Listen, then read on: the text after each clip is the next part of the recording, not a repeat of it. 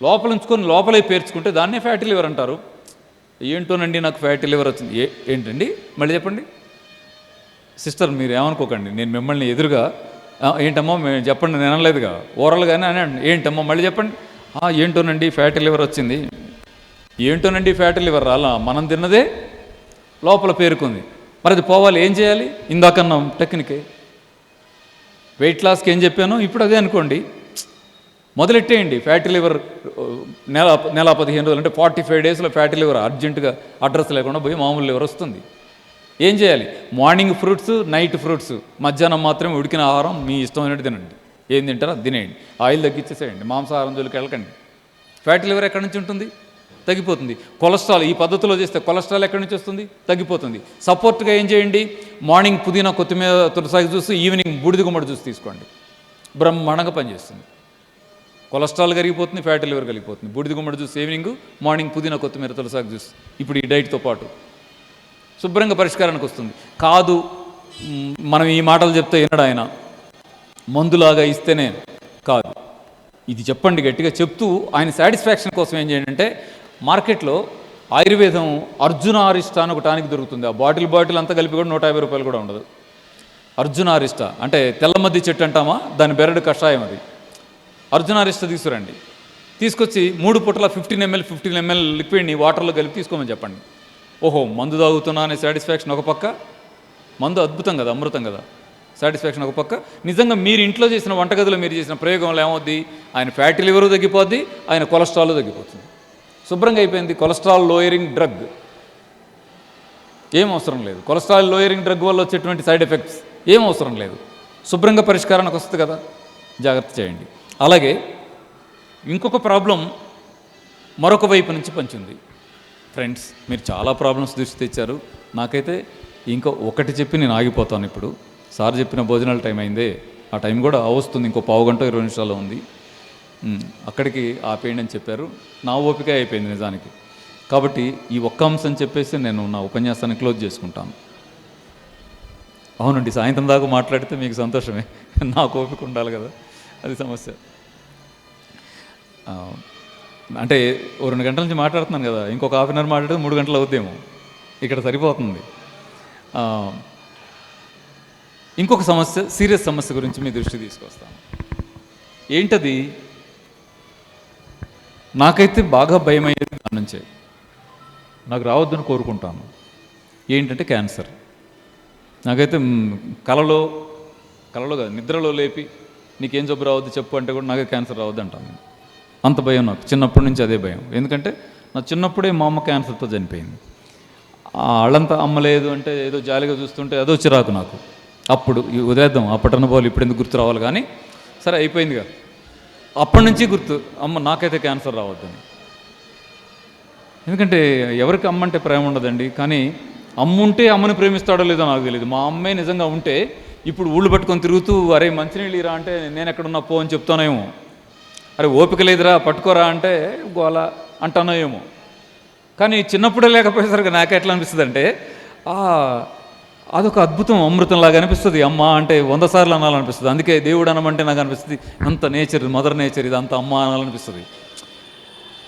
కానీ మదర్ నేచర్ని డిస్టర్బ్ చేస్తే వచ్చేటువంటి అతి పెద్ద ప్రమాదం ఏమిటంటే క్యాన్సర్. ఆ డిస్టర్బెన్స్ అనేది మనం చాలా చేస్తున్నాం. అది ఎక్కడి దాకా వచ్చిందంటే, నాకు భయం అంటే కుదరదు, నీకు భయం ఉన్నా వస్తుంది, భయం లేకపోయినా వస్తుంది అనే దగ్గరికి వచ్చింది.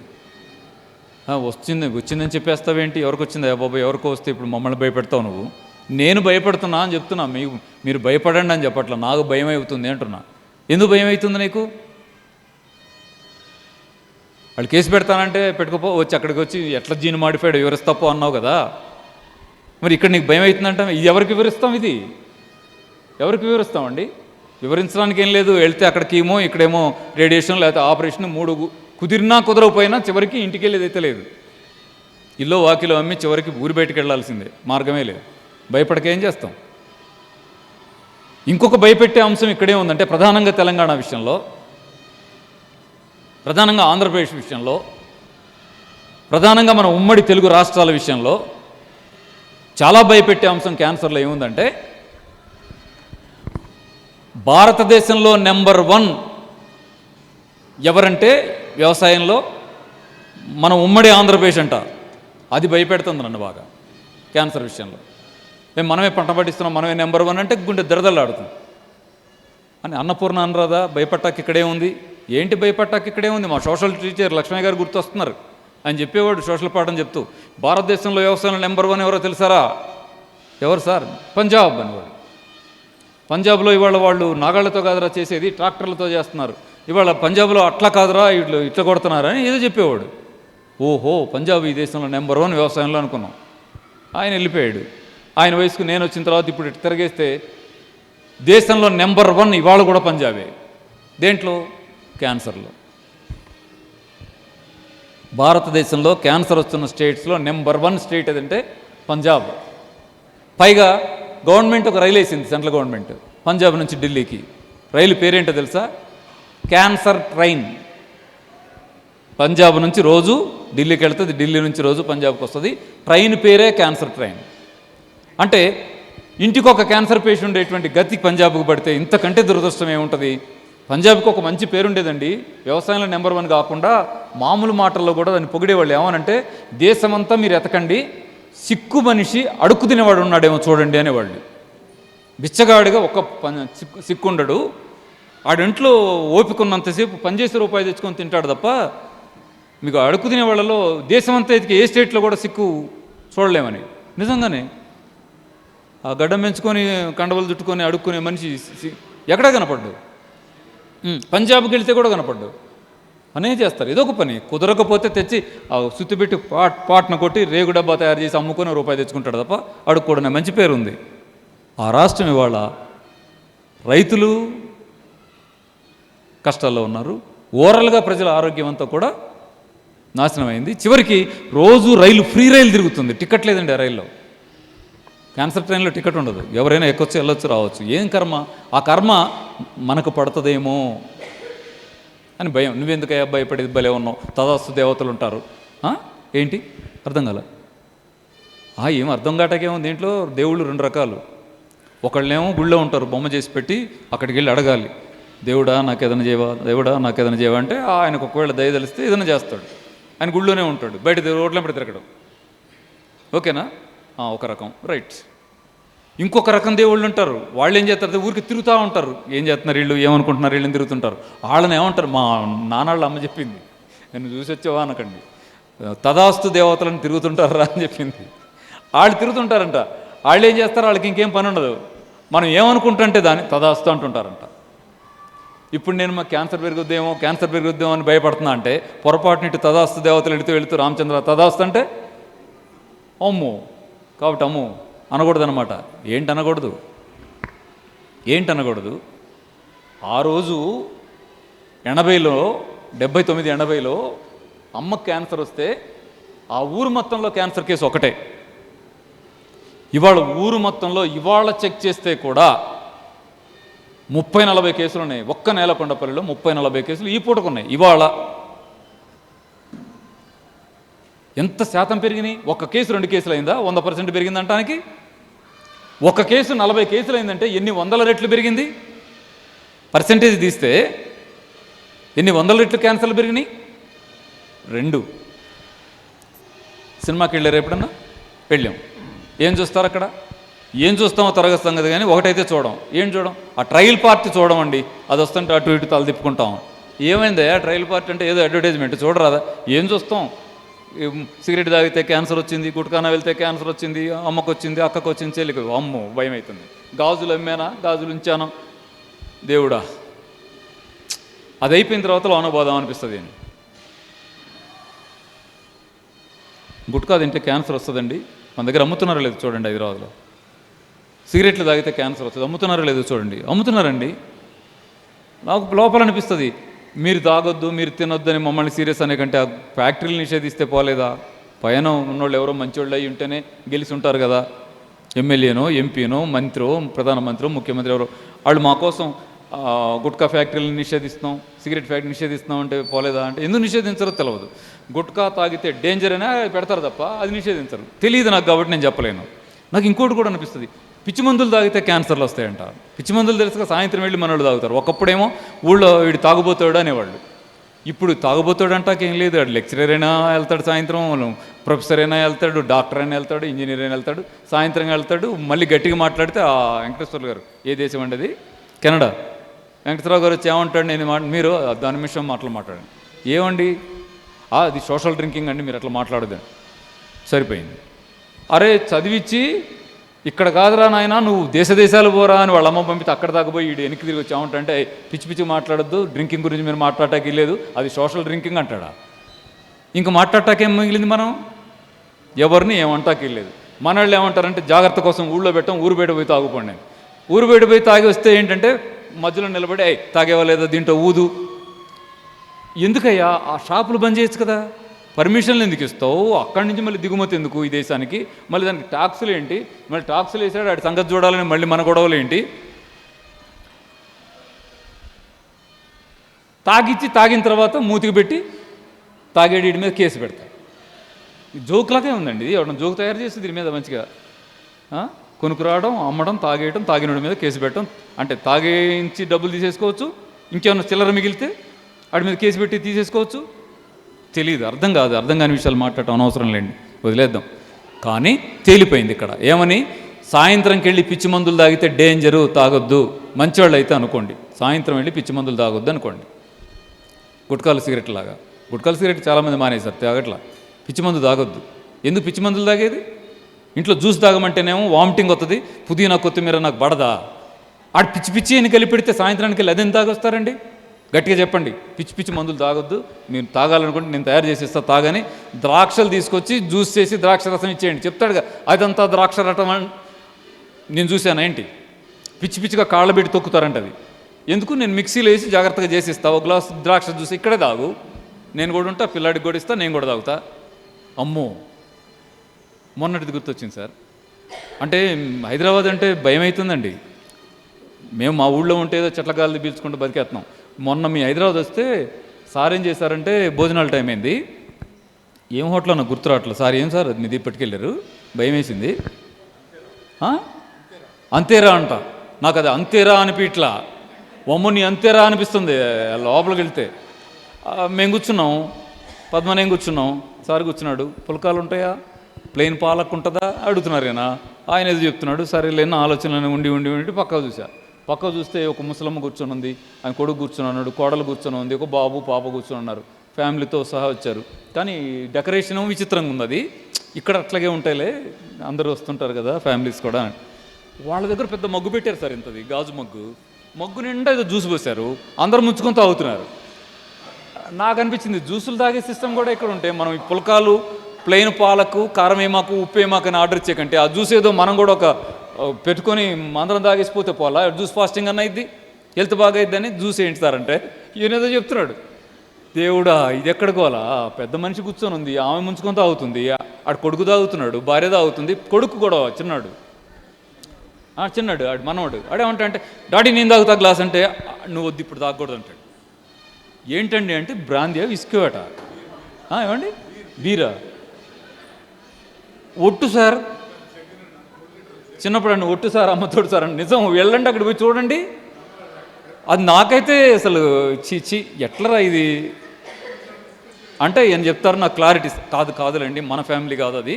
అది అమెరికాలోనో ఆస్ట్రేలియాలోనో ఉండి చూడటానికి ఇక్కడికి వచ్చిన ఫ్యామిలీ అయి ఉంటుంది. వాళ్ళ సాంప్రదాయాలు అట్లా ఉంటాయంటే ఉండని. కానీ ప్లీజ్ అమ్మా, మన వాళ్ళకి చెప్పండి, అన్న మీకు ఎవరికైనా అలవాటు ఉంటే పిచ్చి మందు తాకండి. క్యాన్సర్లు వస్తే మళ్ళీ మనకు ఎవరున్నారు? మనకి ఒక మాటనే వదిలేస్తాను. ఏమనంటే గ్లాసు పట్టుకుంటే భార్య గుర్తు రావాలి, పిల్లలు గుర్తు రావాలి. చీచి ఎప్పుడు గోలే, ఉంటే ఏంటి పోతే ఏంటి, అది నరకం చూడాల్సిందే అని మీకు కక్ష పగ ఉంటే శుభ్రంగా గ్లాస్ తాగండి. ఎందుకంటే మీరు తొందరగా పోతారు, మీరు పోయిన తర్వాత ఎట్లాగో నరకం చూస్తుంది ఆమె. కాదు ఆమె మీద ప్రేమ ఉందంటే గ్లాస్ పడేయండి, కింద పడేయటం ఏంటి? తాగొద్దని చెప్పొచ్చు కదా. కాదు నెట్టండి, టేబుల్ మీద టప్పున పడాలి, పగిలిపోవాలి. అది పగిలిపోతే కానీ బ్రాందీ షాప్ వాళ్ళకి కోపం వస్తుంది. చిచ్చి ఏంటా ఇది అంటారు, గొడవ పెట్టుకో. తగాదలు పెట్టుకున్న తర్వాత గుమ్మం దొక్కాలని కూడా అనిపిస్తుంది. వచ్చి భార్య పిల్లలు బాగుంటారు, నువ్వు బాగుంటావుగా, భార్య పిల్లలు బాగుంటారు. అట్లాగా అక్కడ తాగేవంటే దాని అర్థం ఏంటంటే నువ్వు అనుకున్నా అనుకోకపోయినా నా పిల్లలు నాశనం కావాలి, నా భార్య నాశనం కావాలంటే తాగటమే. అనుకోకుండా మనసులో ఉన్న తాగితే జరిగేది అదే. కాబట్టి వాటి జోలికి పోకుండా ఉంటే ఆ సినిమా ట్రయల్ పార్టీలో ఇచ్చినట్టు క్యాన్సర్లు రాకుండా ఉంటాయేమో. ఇది నా చిన్న మాట, అవి చూసొచ్చి. ఇక నా మాట ఏంటంటే, నా ప్రశ్న ఇక్కడ, మా అమ్మ బ్రాంతి తాగిందా? ఎప్పుడు? మా అమ్మ గుట్కా తిన్నదా? మా అమ్మ సిగరెట్ తాగిందా? మా అమ్మకి ఎట్లా వచ్చింది క్యాన్సర్? మా అమ్మ మంచిదే అయి ఉంటుంది ఖచ్చితంగా. ఎందుకంటే మా ఇంట్లో నాకు గుర్తు, వరుసగా గోడ మీద అన్ని ఫోటోలే ఉండేవి, అన్నీ నల్లగా ఉండేవి. మా నాన్న తిడతా ఉండేవాడు, నల్లగా చేస్తావేంటే దేవుడిని, నల్లగా చేస్తావేంటే దేవుడిని అంటే. పూటకే హారతిచ్చి పూటకే ఏయో కడ్డీలు వెలిగిస్తే నల్లగాకేమవుతాడు దేవుడు? అయ్యో నిజంగా ఉంటే బాధపడతాడు. అట్ట చేస్తావేంటంటే ఏమో భక్తురాలే, మంచిదే అయి ఉంటుంది. కానీ మా అమ్మ క్యాన్సర్ ఎందుకు వచ్చింది? నేను చిన్నోడు ఉండగా. అంటే వాడు నష్టపోవాలి, ఆమె నష్టపోవాలా? టైం చూడాలా? ఆకలి అవుతుందా? ఏమండి? ఎవరైనా గుర్తురాట్లా? అంటే అమ్మ క్యాన్సర్ ఎందుకు వచ్చింది అంటున్నా. అంటే ఉట్టిగే అన్న మాట వరుసగా మా అమ్మ అని. ఇవాళ అమ్మలందరూ పిల్లల్ని ఎత్తుకొని రావట్లా. అది యోగా కేంద్రం, అది సిద్ధార్థ యోగ విద్యాలయం. ఆ సిద్ధార్థ యోగ విద్యాలయానికి రోజు 100-150 మంది వస్తే దాంట్లో 30%, 130 మంది క్యాన్సర్ పేషెంట్లు. అదేమన్నా కీమో ఇచ్చే సెంటరా, ఆపరేషన్లు చేసే సెంటరా? అదే క్యాన్సర్. నేను క్యాన్సర్ స్పెషలిస్ట్నా, ఆంకాలజిస్ట్నా? ఏం కష్టం మన వాళ్ళకి వస్తుందో గమనిస్తున్నారా? ఎంత కష్టం మనకు వస్తుందో. కారణం ఎక్కడుంది? అక్కడ కాదు, బ్రాంతిలో కాదు, విస్కీలో కాదు, సిగరెట్లో కాదు, గుట్కాలో కాదు, ఇంకా ఏదో ఉంది. ఇంకా ఏదో లేకపోతే పసిపిల్లలకు రాదు, ఇంకా ఏదేలో లేకపోతే అమ్మలకు రాదు, అక్కలకు రాదు, చెల్లెళ్ళకి రాదు. వాళ్ళు దగ్గర కాబట్టి, వాళ్ళు తినరు కాబట్టి. ఏంటా కాజు? చాలా సూటిగా అదేమిటంటే, సరే మీ ఇష్టం వచ్చినట్టే చెప్తా. ఎక్కడ ఉంది? ఏంటా రీజన్ అంటే, సార్ ఉదాహరణకు పేషెంట్ని చెప్పమంటాడు. అంటే ఆ రోజు జరిగిన సంభాషణ. ఓ పెద్దాయన వచ్చాడు, నేను కూర్చొని ఉన్నాను, ఫైల్ అంతా ఇచ్చాడు. క్యాన్సరు ఏదో కీమో ఈ సిస్టమ్ అంతా ఉంది, పెట్ స్కాన్ తీశారు, పెరిగిపోయింది. ఎవరో చెప్పారు, ఈ స్టేజ్లో ఆయన దగ్గర పోండి ఉన్నా అంటే ఏ రాయి చింతకాయ అనుకుంటాం కదా, అలా నా దగ్గరికి వద్దామని వచ్చి ఉంటాడు. వచ్చి ఆయన అడిగిన ప్రశ్న ఏంటంటే, సార్ నాకెందుకు క్యాన్సర్ వచ్చింది సార్ అని. అంటే వస్తుంది సార్ అన్న. వస్తుందండి అని నేనేదో పుదీనా కొత్తిమీర తులసాకు చూసు ఆయన అట్లాగా సార్ నేను చాలా జాగ్రత్తగా ఉంటాను అన్నాడు. అయ్యో అనిపించి ముఖంలో చూసి మళ్ళీ ఏమంటాం అని రాస్తుంటా అన్నాడు. నాకెందుకు వచ్చింది సార్ అన్నాడు. ఇన్నిసార్లు నాకెందుకు వచ్చింది సార్ అంటే, సార్ సిస్టమేటిక్గా ఉంటారు సరే, అన్నం తింటారా అన్నాడు. తింటాను. అన్నం తింటే క్యాన్సర్ వస్తుంది. అన్నం తింటే క్యాన్సర్ వస్తుందా అన్నాడు. వస్తుంది సార్ అన్న అని. మరి ఏం చెప్పాలి అని, అన్నం తింటే క్యాన్సర్ వస్తుంది సార్, ఇది కలుపు మందులు కొడతాం కదా, కలుపు మందులు కొడితే క్యాన్సర్ వస్తుంది. కలుపు మందు కొడితే క్యాన్సర్ రావడం ఏంటి? అవునండి, రౌండప్ అని ఉంటుంది ఒకటి, గ్లైఫోసైట్. ఆ రౌండప్ కొట్టిన చోట పెరిగిన పంటల్లోకి ఆ రౌండప్ గ్లైఫోసైట్ వస్తుంది. ఆ గ్లైఫోసైట్ ఉన్నది తింటే క్యాన్సర్ వస్తుందని చెప్పి ఎప్పుడో ప్రూవ్ అయింది. 2017లో ప్రూవ్ అయింది. ఎక్కడ? అమెరికన్ కోర్టులో. ఒక 5 సంవత్సరాల సుదీర్ఘ విచారణ తర్వాత అమెరికన్ సుప్రీంకోర్టు తీర్పిచ్చింది. గ్లైఫోసైట్ ఎవరైతే తయారు చేశారో ఆ కంపెనీకి ఇన్ని కోట్ల డాలర్ల నష్టపరిహారం విధించింది. మరి వాడాంగా, మనం ఏరియా అంతా వాడాం కదా. తెలంగాణ ఆంధ్రప్రదేశ్లో అంగుళం మొదలకుండా గ్లైఫోసైట్ కొట్టాం. మరి ఆ భూమిలో ఉన్నది పంటలోకి వస్తుందో, తింటున్నాం, క్యాన్సర్లు వస్తున్నాయి అని వివరణ ఇచ్చాం. గట్టిగా చెప్తున్నాం మీ ముందు కాబట్టి అక్కడ మర్యాదగా చెప్పుంటాను. చెప్పాను. ఆయన ఏమన్నాడు తెలుసా? ఇంకా చెప్పాను, గ్లైఫోసైట్ని నిషేధించారా? ఇండియాలో కూడా నిషేధించారు. అమెరికా తీర్పు వచ్చిన తర్వాత అన్ని మెయిన్ హెడ్డింగ్స్లో మన పేపర్లో వచ్చిందండి. జ్యోతి, ఈనాడు, సాక్షి, టీవీలు అన్నిట్లో వచ్చింది. ఆ తెల్లారి పొద్దున్నే సెంట్రల్ గవర్నమెంట్ ప్రకటన వచ్చేసింది, ఇండియాలో నిషేధిస్తున్నాం. ఇండియాలో నిషేధించారు, 2017లోనే నిషేధించారు అన్న. అంటే నిషేధించడం ఏంటి సార్, నేను మొన్న 2 బాయ్చలు ఆర్డర్ పెట్టా అన్నాడు ఆయన. అర్థం కాదు నాకు. ఆయనకు అర్థం కాక కదా అడుగుతున్నాడు, నేనేదో చెప్తున్నాను పెద్ద నాలెడ్జ్ లాగా. ఆయనకు అర్థం కాక అడుగుతున్నాడని నా ఫీలింగ్. ఇప్పుడు అన్నాడు ఆయన, మీకు అర్థమైందా? నిషేధించడం ఏంటి సార్, నేను మొన్న 2 బ్యాచ్లు ఆర్డర్ పెట్టా అన్నాడు. ఇప్పుడు నాకు అర్థం కాల. నేను ఆగి, ఏంటి సార్ అంటే 2 బ్యాచ్లు ఆర్డర్ పెట్టానండి మొన్న. ఎట్లా ఆర్డర్ పెడతారు, ఏం చేస్తారు మీరన్నా అంటే, నేను పెస్టిసైడ్ షాప్ ఓనర్నండి అన్నాడు. అంటే మరి ఈ నిషేధించారు కదా 2017లో అన్న. నిషేధించడం ఏంటి సార్, నిన్న నేను 2 బాచీలు ఆర్డర్ పెట్టా. అరే ఇదేంటి నిషేధించారు కదా. ఎందుకంటే నాకు బాగా గుర్తండి, అది పేపర్ల నుండి వచ్చిన తర్వాత నేను ఆవేదనగా ఏం చేశానంటే, ఆ రోజు బనియన్తోటే ఉన్నా. కానీ కొంచెం నాకు ఏదన్నా వచ్చినప్పుడు కొంచెం ఒత్తిడి పడతాను. అప్పుడు అనిపించింది ఏం చేస్తున్నారు ఈ రాజకీయ నాయకులంతా అని. ఎన్ని సంవత్సరాల నుంచో మాట్లాడుతున్నాం. పద్మ నేను మీటింగ్లకు వెళ్ళి గ్లైఫోసిట్ వల్ల క్యాన్సర్ వస్తుంది అని వాళ్ళ పరిశోధనలు ఏవో చూసి అన్నీ మాట్లాడుతూ ఎవడు మా మాట పట్టించుకోడు కదా అని ఫీల్లో ఉండి, అరే ఇప్పుడు కోర్టు చెప్పేసరికి కేంద్ర ప్రభుత్వం కూడా నిషేధించింది అనిపించగానే వెంటనే అట్లాగా బనీని మీద ఉండే ఫోన్లో రికార్డ్ చేసి వీడియో పెట్టేశాను. రాజకీయ నాయకులారా ఇప్పుడైనా ఆలోచించండి, మీరు చాలా గొప్పోళ్ళు, మీ చుట్టూ పార్టీలు ఉంటాయి, కార్యకర్తలు ఉంటారు, మీరు పిలిపిస్తే లక్షల మంది వస్తారు. హెల్త్ గురించి కూడా మీరు పట్టించుకుంటే మనవాళ్ళు బాగుపడతారు కదా. నాలంటి వల్ల ఈ దేశానికి ఒరిగేదే ఉంది. నేను మాట్లాడితే ఎవడింటాడు. 18 ఏళ్ళు 20 ఏళ్ళని చెప్తున్నాం, ఎవరు పట్టించుకోవాలా. ఇగో ఇవాళ చూడండి సాక్ష్యం దొరికింది, ఇట్లా అనేక అంశాలు ఉన్నాయి, ప్లీజ్ పట్టించుకోండి అని ఒక వీడియో పెట్టాను. సరే చూసినాడు చూశారు, నా తర్వాత నాకు ఫోన్ చేసినాడు లేడు, అడిగినాడు లేడు, అది వేరు. మన స్థాయి ఎంత, మనం ఎంత, మనల్ని ఎవరు పట్టించుకుంటారు, వదిలేయండి. కానీ ఆ విషయాన్ని నేను గుర్తు చేస్తే ఈయన బ్యాచ్ పెట్టానంటుంటే నాకెంత కష్టంగా ఉంటుంది. నిషేధించిన దాన్ని, సెంట్రల్ గవర్నమెంట్ నిషేధించిన దాన్ని బ్యాచ్ ఆర్డర్ పెట్టమేంటి అని. ఆ తర్వాత వచ్చిన ప్రతి రైతుని అడిగా, కొడుతున్నారా మీరండి? కొడుతున్నామండి. ఇప్పుడు కూడా ఇవాళ మనం మాట్లాడుకుంటున్న ఈ క్షణం కూడా గ్లైఫోసైట్ మీరు వెళ్ళిన ప్రతి పురుగు మందుల షాప్లో ఉంది, ప్రతి రైతు కొంటున్నాడు, పట్టుకెళ్ళి కొడుతున్నారు. మరి నిషేధించింది అబద్ధమా? నిజమే, సెంట్రల్ గవర్నమెంట్ నిషేధించింది. సుప్రీంకోర్టు తీర్పు ఎవరిది? అమెరికన్ సుప్రీంకోర్టు తీర్పు అబద్ధమా? నిజమే, తీర్పిచ్చింది. తయారు చేసిన కంపెనీ ఎవరు? మ్యాన్సాంటో. మ్యాన్సాంటో మీద కొన్ని కోట్ల డాలర్లు నష్టపరిహారం వేసింది అబద్ధమా? నిజమే, అది కట్టింది. అన్నీ నిజాలే. కానీ నా ఇంట్లో ఎదురుగా అమ్మ తెచ్చి నాకు పళ్ళెం పెడితే నేను తింటున్న అన్నం పళ్ళెం నిండా విషం ఉన్నది నిజమే. మరి నా ఆంధ్రప్రదేశ్లో, నా తెలంగాణలో క్యాన్సర్ రావడానికి గ్రౌండ్ ప్రిపేర్ కాకుండా ఇంకెట్లా మిగలాలి? దీన్ని ఎవడు కాపాడాలా?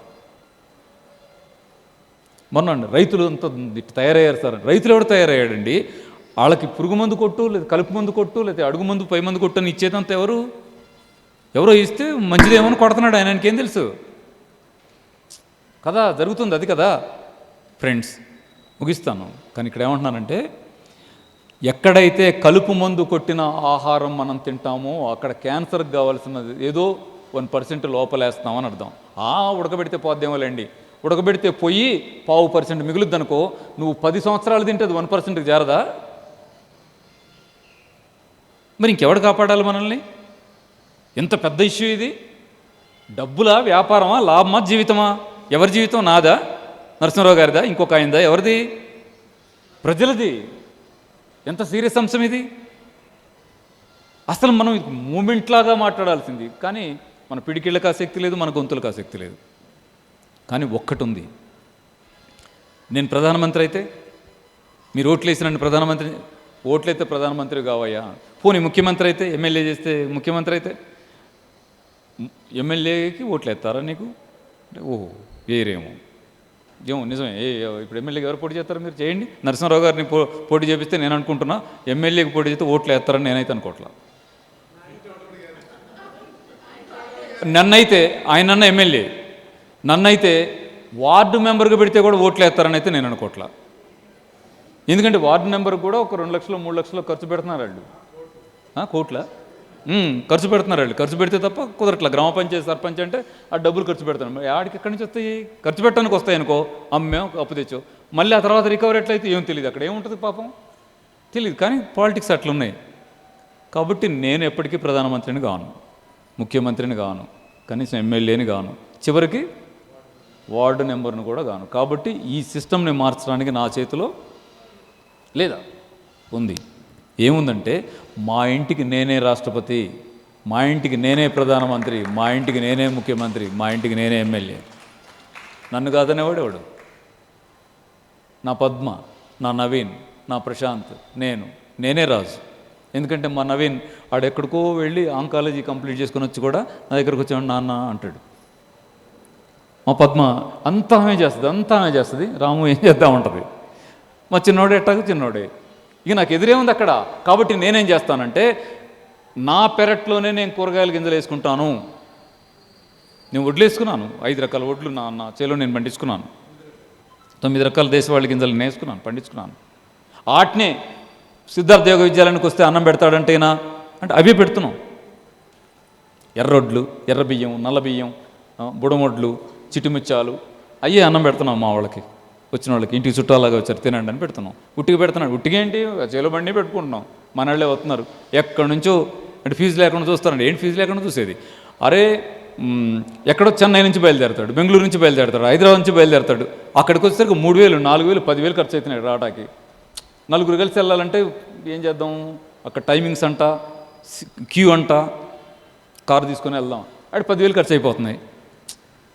100 రూపాయలు ఫీజు పెడితే ఆయన కష్టమా? 500 ఫీజు పెడితే ఆయన కష్టమా? 1000 రూపాయలు ఫీజు పెడితే ఆయన కష్టమా? 1000 పెట్టుకొని అక్కడికి వస్తారు. కాబట్టి ఫీజు విషయం కాదు, మేము పెట్టే అన్నం విషయం కాదు, వాళ్ళ శ్రమ మామూలుది కాదు. అక్కడ ఉట్టిగా జ్యూసులు రాస్తాడని తెలిసి కూడా అంతంత ఖర్చులు పెట్టుకుని అక్కడ పరిగెత్తుకొస్తుంటే ప్రకృతికి సంబంధించిన గొప్పతనం అది.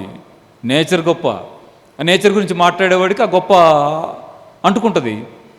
ఊరికే సుగంధం ఉన్న పువ్వుల తోటలో నడిచి వస్తే చొక్కా కంటినట్టు ప్రకృతి గురించి మాట్లాడితే, భగవంతుడి సృష్టిలో ఉన్న మంచి విషయాల గురించి మనం కూడా తెలిసిన వాళ్ళకి మాట్లాడితే అదేదో మనకంటే మనం గొప్పవాళ్ళలాగా కనపడతాం. గొప్పంతా అది మహా అద్భుతం. కాబట్టి ఏం చేయండి, మీరు ఇంట్లో మీకు కావలసిన ఆహారాన్ని పండించుకోవడానికి నిర్ణయం తీసుకోండి. ఆగిపోయి ఉన్నారు, కామ్గా ఉన్నారు. మామూలుగా ఎట్లా ఉండాలంటే అనాలి, ఎవరు అనలా అన్నారు. అంటే ఇంట్లో పండించుకోమంటాడు. ఏం పండిస్తాం ఇంట్లో? ఏం పండించలేరు ఇంట్లో. అప్పుడు కూరగాయలు ఎక్కడ కొన్నామా మనం? మన ఇంట్లో కదా. బీర చెట్టు కాయ గుర్తులేదా? పచ్చటి పూలు పోయటం, అక్కడొకటి కాయ రావటం, అది ఏంటి బారుగా పాముల్లాగా పొట్లకాయలు గుర్తు రావట్లేదా? చుట్టలు చుట్టుకొని కొన్ని, బారుగా సాగి కొన్ని, అమ్మ చిన్న రాయి కడితే ముడతలు పడదు నాన్న అని చెప్పడం గుర్తు రావట్లేదా? మనం పండించుకోలేమో మరి. ఆ నాలెడ్జ్ అంత ఎవరికి లేరు.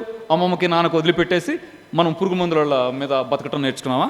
పురుగు మందుల మీద బతకడం మొదలెడితే బాబుకు తినిపించే అన్నం కూడా అన్నం తినిపిస్తున్నామో ఇష్టం తినిపిస్తున్నామో తెలవకుండా పోతాం. పండించుకుందాం ప్లీజ్. హైదరాబాద్లో ఉన్నాం కదండి, లేకపోతే పండించేవాళ్ళమే. ఎందుకంటే మేము కూడా రైతు కుటుంబం నుంచి వచ్చాం. మా నాన్నగారు అసలు రైటేమ్మా. ఇక్కడ స్లాబ్ మీద చోటు ఉందిగా. హైదరాబాద్లో నేను కూడా చూశాను. ఏంటది? మిద్దె తోటల పెంపకం అని. ఎవడు ఇప్పుడు స్లాబ్ మీద ఆడు కూరగాయలు అవి పెట్టుకుంటున్నారంట. అసలు ఆ గింజలు అవి తెచ్చుకొని మొదలెట్టేయండి. షిరిడి సాయి సాక్షిగా ప్రకృతి మొక్కల్ని మా డాబా మీద మీ టమాటా మొక్కల్ని 4 పెట్టా అనండి. మన వాళ్ళు గ్రూపులో ఏం చేస్తారంటే అబ్బా అని లైక్ అని కొట్టి ఇంకొక మొక్కని వాళ్ళు పెట్టుకుంటారు. 4 టమాటాలు వేయండి, 4 వంకాయ చెట్లు వేయండి. వంగ చెట్టు మంచి గుబురుగా పెరిగితే ఒక కుటుంబానికి సరిపోతాయండి. 4 వేసారుగా మీరు. పిన్ని మా ఇంట్లో చెట్టు అంటే ఆమె అమ్మ పురుగు ముందే కాయలని అసలు ఎంత సంతోషంగా తీసుకుంటుందో. మీరు 1000 రూపాయలు ఇచ్చిన అంత సంతోషపడదు ఆవిడ. ఎంత బాగుంటుంది. మొదలెట్టేయండి. బాబుతో అయిపోయండి, పాపతో అయిపోయింది. ఆ మొక్క టమాటా మొక్క వేయించేటప్పుడు పాపతో వేయించండి. రోజు స్కూల్ నుంచి రాగానే నాన్న ఒక 1/2 గ్లాసు నీళ్ళు పోయమ్మా అని పోయించండి. అది పూలు వస్తాయి చూడు, నాన్న నువ్వు వేసిన చెట్టు నేను తెచ్చితే నీతో వేయించిన చెట్టు అనకండి. నువ్వు వేసిన చెట్టు పూలు పూసింది చూద్దురా అనండి. పూలు 2 వస్తాయి, మొగ్గలన్నీ కుప్పగా ఉంటాయి. కూర్చొని చూసుకుంటుంది. సీతాకోచులకు వైపు చూసినట్టు ఆ పాప చూసుకుంటూ పెరుగుతుంది, కాయ వస్తుంది, ఎర్రగా పండుద్ది. నాన్న నీ టమాటో బండింది నాన్న, నీ కట్ చేసి నీ టమాటోతో ఇవాళ కూర చేసి పెడతానా అంటే తినేటప్పుడు శుభ్రంగా తింటుంది. చెట్టు మీద ప్రేమ, చెట్టిచ్చిన దానివల్ల పాపకు ఆరోగ్యం, మన ప్రేమ సఫలం. ఎంత బాగుంటుంది. హైదరాబాద్లో చేసుకోలేమా మనం? 100% చేయలేము. కానీ ఒక 10 to 15% కూరగాయల వరకన్నా మన ఇంట్లో మనం చేసుకోలేమా? పాలకూర చల్లండి, బచ్చల కూర చల్లండి, తోటకూర చల్లండి. బెండ గింజలు అయితే ఎదురుండదు. ఆకు వచ్చిన దగ్గర నుంచి ఆకాకి కాయ కదా బెండకాయ. ఎదురు చూసేది ఏముంటుంది? మన ఇంట్లో ఇలా అంటే 4 రోజులకి కాయలు వచ్చేస్తాయండి. లేట్ అయితే ముదిరిపోతాయి. ఎంత అద్భుతం. ఇది మనం చేసుకోలేమా? అంటే గురువారమా మనం అందరిని పిలిచి అన్నం పెడతాం. ఆ రోజంతా తయారవుతాం, ఆ రోజంతా బయలుదేరొచ్చి రోజంతా గడుపుతాం. రైట్. ఎవరి కోసం? సాయి కోసం. సాయి నీకు చెప్తున్నాడు, నీ కోసం ఒక్కరోజు కేటాయించు వారంలో. సాయి కోసం నువ్వు వారంలో ఒకరోజు కేటాయిస్తావు కదా. నీ కోసం ఒక్కరోజు కేటాయించుకుంటున్నాడు సాయి. నీ కోసం కేటాయించుకొని వారానికి ఒక్కరోజు పైన స్లాబ్ మీద దొడ్లో కష్టపడితే కూడా కలుపు తీసేయచ్చు, వాటి కర్రలు కట్టేయచ్చు, మంచి 4 గింజలు వేయచ్చు, వచ్చేయచ్చు. ఎంత అద్భుతం ఇది. ఈ డేషన్ మీరు వ్యక్తిగతంగా రాగలిగితే సంస్థకి ఇష్టమే. ఖచ్చితంగా చేయండమ్మా అంటారు. సంస్థకి ఏం అభ్యంతరం? మంచి మాటకి. వ్యక్తిగతంగా మీరు డేషన్కి రాగలిగితే మన సాయి సేవా ట్రస్ట్ దేంట్లోకి వెళ్ళినట్టు అయిద్దంటే ప్రాక్టికల్గా నేచర్ని నిలబెట్టడం కోసం ఒక చిన్న అడుగు, మన అడుగు మంది మన అడుగు దేశాన్ని మార్చేస్తుందా అంటే తెలియదు. మా ఉప్పు మాది అని గాంధీ. ఎప్పుడో, ఇవాళ గాంధీ ఉప్పు మిగలలేదు. ఇది అయోడైజ్డ్ సాల్ట్ వచ్చేసింది, మన ఉప్పు లేదు, గాంధీ ఉప్పు లేదు.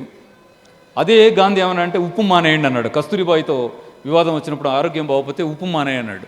ఉప్పు మానేస్తే జబ్బు తగ్గుద్దంటే ఆవిడందట ఉప్పు మానేయమంటావు, చప్పక ఎట్ట తింటాం, నువ్వు రోజు పప్పు లేకుండా తినవే, పప్పు మానేసి ఉండగలవా అంటే సరే కస్తూరి, నువ్వు ఉప్పు మానే, నేను పప్పు మానేస్తాను.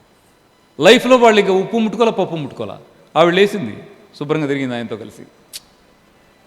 అంటే ఒక డెసిషను మన కోసం మనం చేసుకోగలిగితే అది ఆ తర్వాత ఏమైందంటే సొసైటీ కోసం చేసిన పనిలాగా ఇన్స్పైర్ చేస్తుంది పక్కింటి వాళ్ళని.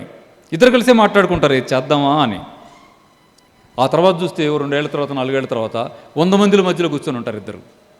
వాళ్ళ డెసిషనే సామాజికంగా ఇన్ఫ్లుయెన్స్ చేస్తుంది అది. ఉదాహరణకు నేను చిన్నది చెప్తాను. ఇంట్లో ఉప్పు మానేయండి అన్న గాంధీ, కస్తూరిబా తర్వాత కాలంలో ఆగస్టు 1947 తర్వాత ఆయన ఒక మీటింగ్లో అనౌన్స్ చేశాడు. ఏమని చేశాడంటే, జీవితకాలం అంతా కూడా నేను ప్రకృతి వైద్యాన్ని ప్రచారం చేయటానికే గడుపుతాను నా శేష జీవితం అంతా. మనం టైం లేదు, అది వదిలేయండి, టైం నువ్వు ఇవ్వకపోతే ఆయనేం చేస్తాడు. కానీ ఆయన ఏమన్నాడు, నాకున్న టైం అంతా భారతదేశంలో ప్రకృతి వైద్యాన్ని ప్రచారం చేయడానికే గడుపుతాను అని అనౌన్స్ చేశాడా లేదా? ఆ తర్వాత భారతదేశంలో మొట్టమొదటిసారిగా నేచర్ క్యూర్ అసోసియేషన్ అనే దాన్ని ఆయన గుజరాత్లో రిజిస్ట్రేషన్ చేయించాడా లేదా? భారతదేశంలో ఫస్ట్ నేచర్ క్యూర్ అసోసియేషన్ని, ఫాలోవర్స్ అసోసియేషన్ని రిజిస్టర్ చేసిందే మహాత్మా గాంధీ. ఆ తర్వాత వార్ధా ఆశ్రమం కట్టాడా లేదా? ఆ తర్వాత ఏమండి,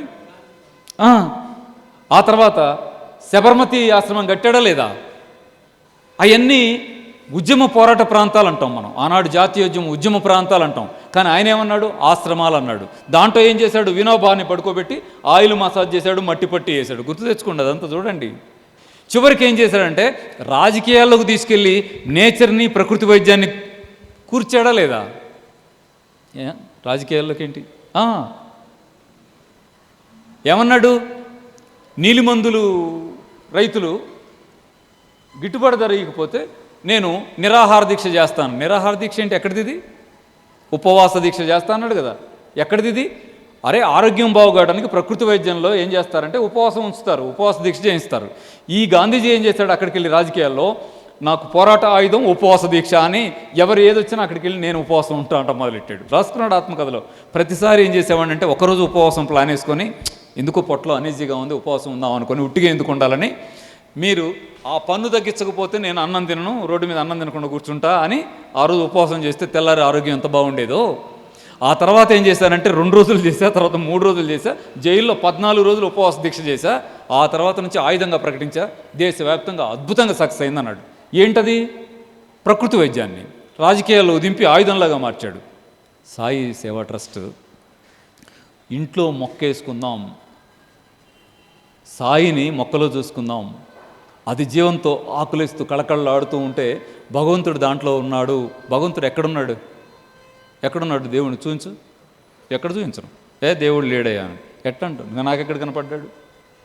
నాకెక్కడ కనపడ్డాడు అంటే, మీరు చిన్న గింజను తెచ్చి మట్టిలో వేసి నీళ్లు పోస్తూ ఉంటే అది పెరుగుతూ పెరుగుతూ పెరుగుతూ ఉంటే జీవం కళకళలాడుతూ ఉంటే భగవంతుడు కనపడటం లేదా? భగవంతుడు లేడేంటి? టమాటా చెట్టు క్లియర్గా మన కళ్ళ ముందే ఎంత చిన్నగుందో, అది ఎంత చిన్నగుందో. చెరుకు గడ తినండి, అటు ఇటు తినేసి మధ్యలో గణుపు ఉంటుందా, దానికి ఒక అంగుళం ఇటు అంగుళం వదిలేయండి. వదిలేసి పడేస్తాంగా, ఎట్టగా వదిలేస్తాం, వదిలేయండి అని ఒకళ్ళు చెప్పేది ఏంటి, అది తినం పడేస్తాం కదా. పడేయకుండా పట్టుకొని మీరు ఇల్లు ఉడిచిన కసువు ఉంటుంది కదా, దుమ్ము ఉంటుంది కదా, ఆ దుమ్ములో దాన్ని పెట్టండి. 2 రోజులు 3 రోజులు దాని మీద మట్టి పోయండి, అదే ఇల్లు ఉడిచిందే పోయండి. పోసి రోజు కాసిన ఇలా నీళ్ళు చిలకరించండి. వారం రోజుల తర్వాత చూడండి, దాంట్లోంచి దేవుడు బయటకు వస్తాడు. పెంటపోగు చెత్త అంటామా, చెత్తలో పెట్టండి, దాన్ని నీళ్లు చల్లండి. ఆ పనికిమాలిన చెత్తపోగులోంచి భగవంతుడు అలా అలా ఆకులు వేసుకుంటూ ఇంతెత్తు పెరిగి చెరుకు మహాద్భుతమయ్యి, చెరుకు గడ ఎంత అమృతంలాగా ఉందో, చెరుకు అమృతప్రాయం. అంతకంటే భగవంతుడు ఎక్కడ కనపడాలి? భగవంతుడిని ఎక్కడ ఎత్తుకుతాం? కాబట్టి సాయిని మొన్న ఎవరు అన్నారు, ఆయన ఈ సాయి హిందువు కాదు, ఈయన ముస్లిము, మనళ్ళు పొరపాటున వాళ్ళెవరో అంటించుకొని తిరుగుతున్నారు. నాకు చెప్పాలనిపించింది. కావచ్చు, నాకు డౌటు, నేను రేపు చచ్చిపోతే అక్కడికి వెళ్తా, కుర్చీ మీద ఎవరు ఉంటారో అని డౌటు. ఇప్పుడు నేను ఎవరితో తగద పెట్టుకొని అంటున్నా. ఆయన ముస్లిం ఇంటో పుట్టాడు, ఈయన క్రిస్టియన్ ఇంటో పుట్టాడు, ఈయన హిందూ ఇంటో పుట్టాడు, ఆయన ఎక్కడో పుట్టాడు. ఎక్కడ పుట్టారు వీళ్ళంతా? భూమి మీద పుట్టారు. అమ్మని మర్చిపోయినాడు బాగుపడ్డండి. నా తెలంగాణ, నీ తెలంగాణ. ఆంధ్ర మాత, అప్పుడేమో తెలుగు మాత ఉండేది. మా తెలుగు తల్లికి మల్లె పూదండ అని ప్లెడ్జ్లో పాడిస్తే పాడేవాళ్ళం. ఇప్పుడేమో మా తెలంగాణ మాత నీళ్ళు అన్నారు, మా ఆంధ్ర మాత నీళ్ళు అన్నారు. 2 పాటలు రాసుకున్నారు అనుకుంటా, రాసుకున్నారు. అటు పక్కకు తొంగి చూస్తే గుజరాతీ మాత ఉంది, కన్నడ మాత ఉంది, తమిళ మాత ఉంది. ఓహో, చాలా మాతలు ఉన్నారని మీటింగ్కి వెళ్తే అక్కడ మీటింగ్కి వచ్చిన ఆయన ఒక ఆయన మాట్లాడుతున్నాడు, మీ తెలంగాణ గొప్పదండి, మా వాళ్ళు వేస్ట్, రాయలసీమ ఉద్యమం అంటే వీళ్ళు వింటలేదని. ఓహో, అంటే ఎప్పుడో ఒకప్పుడు వీళ్ళు రాయలసీమ మాత అని ఇంకో బొమ్మ చేస్తారు, ఆమెకి చీర కడతారు, బొమ్మ పెడతారు, కింద రాయలసీమ మాత అని రాస్తారనమాట. ఉత్తర తెలంగాణ మాత, ఉత్తరాంధ్ర మాత, దక్షిణాంధ్ర మాత, ఎన్ని మాతలు పెడతారు? అసలు మాత ఎవరో తెలుసా? భారత మాత కాదు సార్.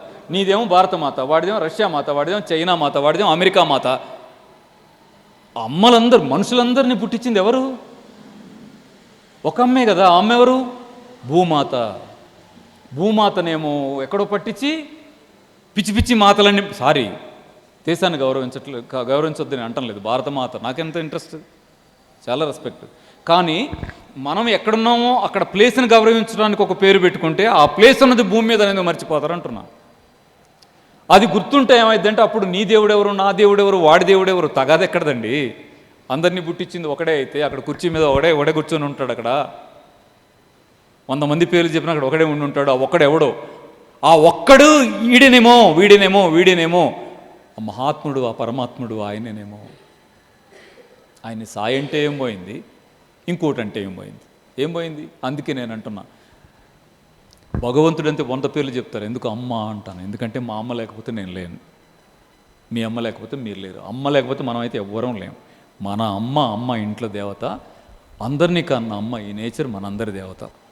ఓకేనా? ఆచరిస్తే బాగుంటామని కోరుకుంటూ నేను మాట్లాడటాన్ని ఆపేస్తున్నాను.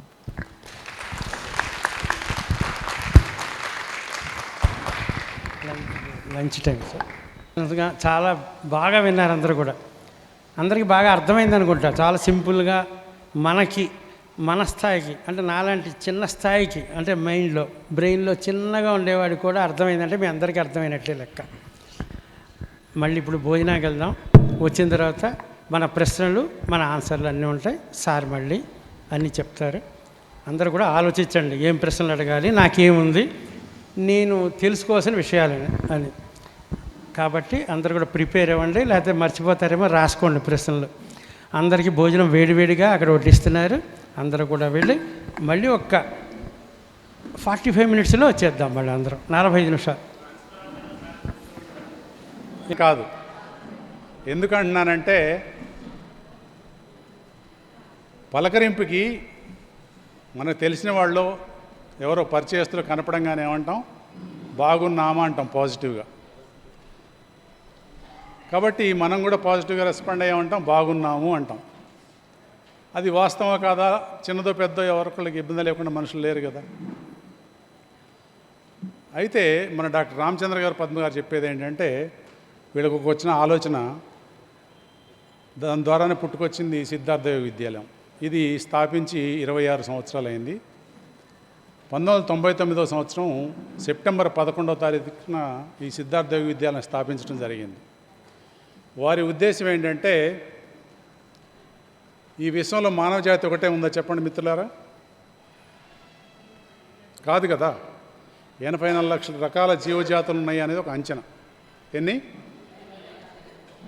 మరి ఏ జీవజాతుల ప్రత్యేకత ఎవరికి ఉంది?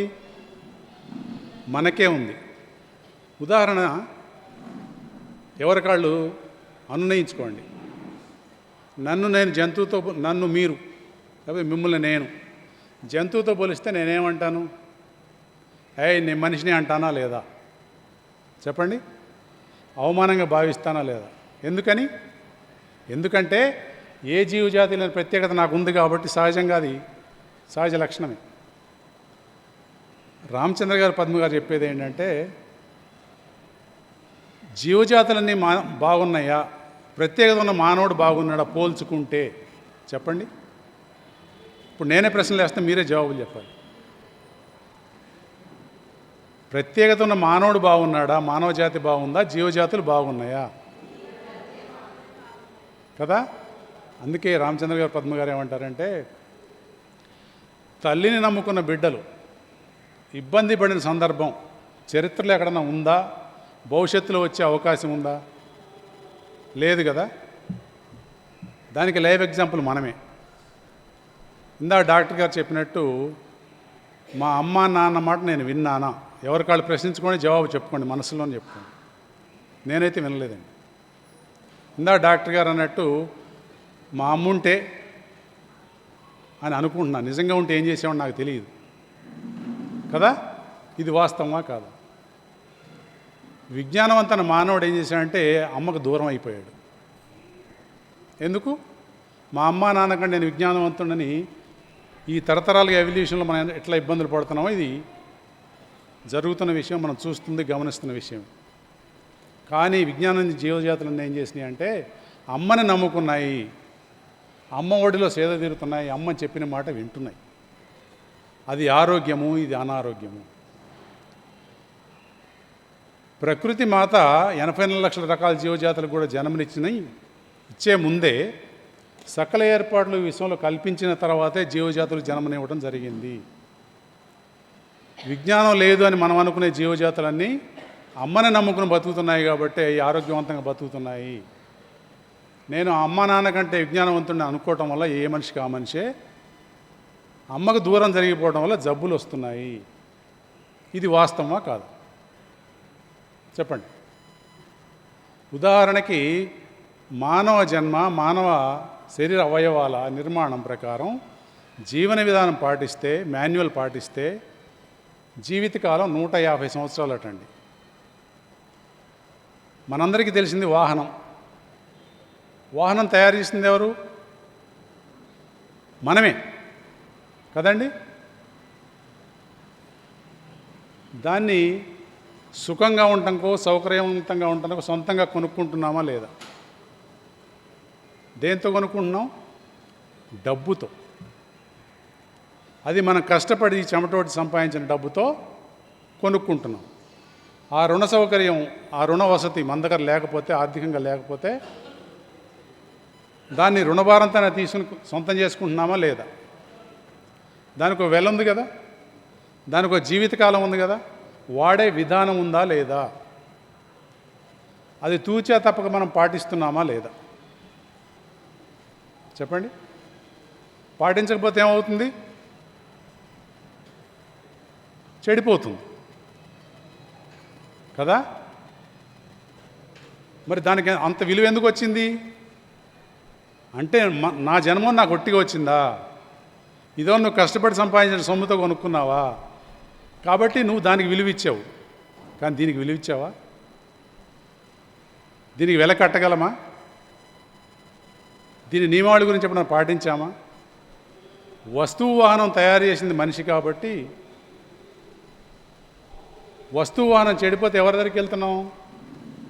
ఒక మెకానిక్, ఒక మనిషి దగ్గరికి వెళ్తున్నాం. ఎందుకంటే సృష్టించింది, తయారు చేసింది అతనే కాబట్టి. అది లాజికల్గా కరెక్టే. మరి నాకు ఇబ్బంది వచ్చినప్పుడు నేను ఎవరి దగ్గరికి వెళ్తున్నాను? డాక్టర్ దగ్గరికి. సృష్టికర్త ఆయన చెప్పండి. కాదు కదా, మనిషే కదా. ఈ విశ్వవ్యాప్తంగా మోడర్న్ సైన్స్ 2 రకాలుగానే ఉంటుంది. ప్రపంచవ్యాప్తంగా నడుస్తుంది బిజినెస్ సైన్స్. ఏ మూలకన్నా వెళ్ళండి, ఏ పేరు మీద ఏ వైద్య విధానంలోకన్నా వెళ్ళండి. అలోపతి అందరికీ తెలుసు కదా, హోమియోపతి తెలుసు కదా, ఆయుర్వేదం తెలుసు కదా. ఈ 3 అందరికీ తెలుసు దాదాపు. ఇంకా తెలియని 2 వైద్య విధానాలు. ఒకటి సిద్ధ ఉంది, యునాని ఉంది. చాలా అతి తక్కువ మంది తెలుసు. వైద్య విధానాలు 5 రకాలే ఉన్నాయి. ఈ 5 రకాలు ఏమిటి? జబ్బు వచ్చినాక తగ్గడానికి మాత్రమే ఉపయోగపడతాయి కదా. కానీ రామచంద్ర గారు పద్మ గారు చెప్పేది నేచర్ క్యూర్, డ్రగ్లెస్ ట్రీట్మెంట్. జీవన విధానము, ఆరోగ్యకర జీవన విధానం, ఆరోగ్యకరమైన దినచర్య. ఓకేనా? అందుకే రామచంద్ర గారు పద్మ గారు ఏమంటారంటే, మనందరి ఇళ్ళలో చాకు ఉంటుంది కదా, ఉంటుందా లేదా? అది ఎవరి ఆధీనంలో ఉంటుంది? అమ్మ ఆధీనంలో ఉంటుంది. చాకు తయారు చేయబడిందే దానికోసం, అవునా కాదా? అమ్మ దేనికి ఉపయోగిస్తారు దాన్ని? కూరగాయలు, ఆకుకూరలు, పండ్లు కోయడానికి మాత్రమే వాడతారు. దాన్ని తయారు చేసినప్పుడు అందుకోసమే. అది సద్వినియోగం, అవునా? అవునా కాదా? అలాగే అదే చాకు సంఘ విద్రోహ శక్తుల చేతుల్లోకి వెళ్తే ఏమవుతుంది? సోషల్ ఎలిమెంట్స్ చేతుల్లోకి వెళ్తే ఏమవుతుంది? సమాజానికి నష్టం జరుగుతుందా లేదా? అది దుర్వినియోగమా కాదు? అలాగే ఏ వైద్య విధానం కానీ రెండు సందర్భాల్లో వాడుకోమని చెప్తున్నారు మన పద్మ రామచంద్ర గారు. ఆ 2 సందర్భాలు ఏమిటనేది సవినయంగా ఎంత చక్కగా చెప్తున్నాడు. చిన్నపిల్లలకి చెప్పినట్టు చెప్తున్నారు. ఏమనంటే, అత్యవసర సేవలు, ఎమర్జెన్సీలో ఇంగ్లీష్ వైద్య విధానం తప్పితే ఏ వైద్య విధానం పనిచేయదు, ప్రత్యామ్నాయం కూడా లేదు. ఆ సందర్భంలో ప్రతి ఒక్కళ్ళం ఇంగ్లీష్ వైద్య విధానం తప్పనిసరిగా వాడుకోవాల్సిందే. ఓకే? ఇంకొకటి, తాత్కాలిక ఉపశమనం కోసం మాత్రమే ఇంగ్లీష్ వైద్యం వాడుకోవడం అవసరం. ఇంకా ఏ వైద్య విధానంలో అటువంటి ప్రత్యామ్నాయం లేదు. వాడుకునే సందర్భాలు 2 అని చెప్తున్నారు. మనం ఏం చేస్తున్నాం? నేను సూటిగా ఓ ప్రశ్న వేస్తున్న మిత్రులారా, ఏ వైద్య విధానంలో అయినా, ఏ మందు వల్లైనా, ఎవరికైనా ఏదైనా జబ్బు తగ్గిందా? ఆలోచించుకుని చెప్పండి. నేను ఇంకొంచెం మాట్లాడిన తర్వాత చెప్పిన ఇబ్బంది లేదు. లేదు తెలిసిన వాళ్ళు సూటిగా అడుగుతున్నా, సూటిగానే చెప్పండి. ఏ వైద్య విధానంలో అయినా, ఏ మందు వలన ఎవరికైనా జబ్బు తగ్గిందా? తగ్గలేదు కదా? ఎవరికైనా షుగర్ తగ్గిందా? బీపీ తగ్గిందా? థైరాయిడ్ తగ్గిందా? కార్డియాక్ తగ్గిందా? స్కిన్ ప్రాబ్లం తగ్గిందా?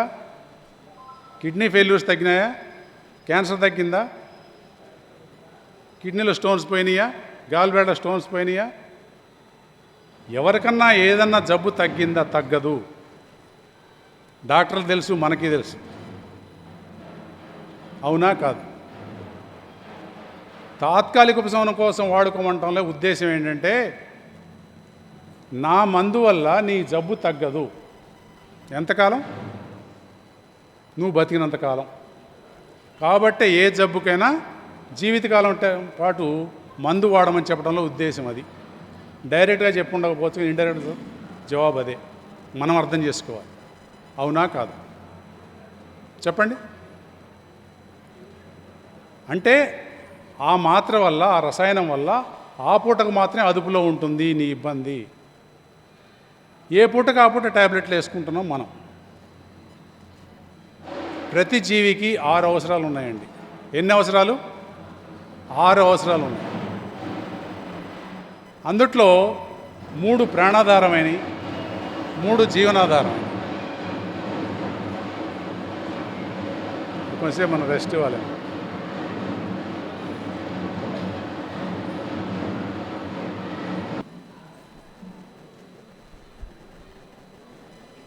కనీస అవసరాలు 6 ఉన్నాయండి, మనందరికీ తెలిసినయే.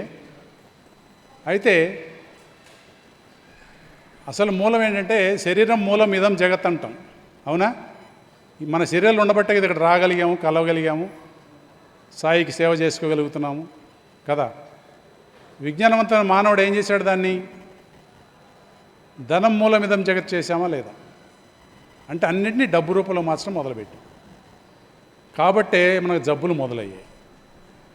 ఉదాహరణకి ప్రాణాధారమైన 3 అనుకున్నాం కదా. అందుట్లో మొట్టమొదటిది ప్రాణవాయువు. ప్రాణవాయువు మనకు ఉచితంగా ఇచ్చిందా లేదా ప్రకృతి? ప్రాణవాయువుని తయారు చేసింది ఎవరు? అమ్ముతుంది ఎవరు? కొనుక్కుంటుంది ఎవరు? మనమే. అంటే డబ్బు రూపంలో మార్చాము. అంటే లంగ్స్ కెపాసిటీ పోయింది, ఆటోమేటిక్గా శ్రమ పోయింది, అన్నీ పోయినాయి. కాబట్టి లంగ్స్ని కూడా ఉపయోగించుకోవడం తగ్గిపోయింది. అది ఆటోమేటిక్గా జరుగుతుంది కాబట్టి జరగనిస్తున్నాం. లేకపోతే దాంట్లో ఇంకెన్ని మార్పులు జరిగాయో అది చాలా మూలమైంది. అందుకే ఫిజికల్ టెస్టులు చేస్తారు పోలీసులో కానీ మిలిటరీలో కానీ. అందుకనే వాళ్ళు ఏం చేస్తారంటే, ఫిజికల్ ఫిట్నెస్కి కొలతలు ఉన్నాయి. అదేంటే ఛాతీ భాగము నడుము భాగం కంటే, అంటే హృదయ భాగం ఉదర భాగం కంటే 8 ఇంచులు పెద్దగా ఉండాలి. లేదంటే హృదయ భాగం కంటే ఉదర భాగం 8 ఇంచులు చిన్నగా ఉండాలి. అలాగే మామూలుగా ఉన్నప్పటికీ శ్వాస తీసుకునేటప్పటికీ 2 నుంచి 5 ఇంచులు ఛాతీ భాగం పెరగాలి. అంటే లంగ్ కెపాసిటీ ఎక్కువ ఉన్నట్టు. శారీరక మానసిక ఇది చాలా ఎక్కువగా ఉంటుంది. దానివల్ల దాన్ని కోల్పోయాం మనం, దాన్ని డబ్బు రూపంలో మార్చాం. అలాగే రెండవది ప్రాణాధారమైంది నీరు. నీరు లేకపోతే ఏ జీవైనా కొన్ని రోజుల మించి బతికే అవకాశం ఉందా? కదా. మరి ఏ జీవైనా నీరు కొనుక్కుంటుందా? దాన్ని డబ్బు రూపంలో కన్వర్ట్ చేసింది మనమే కదా. మినరల్ వాటర్ పేరు చెప్పి మినరల్ లెస్ వాటర్ తాగుతుంది మనమే కదా. ఉదాహరణకి జీవజాతులు తాగే నీటి రంగు రూపం చూస్తే మన శరీర పైభాగాల్లో పోసుకోవడం కూడా ఇష్టపడం కదండి. మరి అటువంటి కలుషితమైన నీరు తాగిన జీవజాతులన్నీ ఎందుకు బాగుంటున్నాయి, మనం ఎందుకు బాగుండట్లేదు? నీరు మారితే, వాతావరణం మారితే రకరకాల ఇబ్బందులు వస్తున్నాయి. ఎందుకంటే అవి ప్రకృతి ఇచ్చినట్టు తీసుకోవడం వల్ల శరీరం లోపల ఇమ్యూనిటీ, రోగనిరోధక శక్తి అనే ఇనప కవచం ఉంది. కాబట్టి ఎటువంటి వైరస్లు, ఎటువంటి బ్యాక్టీరియాలు, ఎటువంటి కలుషిత ఆహారమైనా, నీరైనా, గాలైనా వాటిని ఇబ్బంది పెట్టే అవకాశం లేదు. అయితే మిత్రులారా, అమృతం లాంటి నీరుని తీసుకోం మనం. ఎందుకు? ఒట్టిగా వచ్చింది కదా. ఇక డబ్బు పెట్టుకున్నా చాలా చౌకగా వస్తుంది కాబట్టి దానికి విలువ లేదు. ఎందుకంటే మానవ శరీరాన్ని నువ్వు పని చేసినా చేయకపోయినా, ఏసీలో ఉన్నా, జీవక్రియ సజావుగా సాగాలంటే కనీసం 2.5 లీటర్ల నీటి ఖర్చు శరీరానికి ఉంటుంది. నువ్వు ఇచ్చినా ఇవ్వకపోయినా కానీ శరీరం ఏం చేస్తుందంటే, శరీరం లోపల అద్భుతమైన మెకానిజం ఉంది. అది తను కాపాడుకోవడానికి ఏం చేస్తుందంటే మూత్రాన్ని తాగుతుందండి.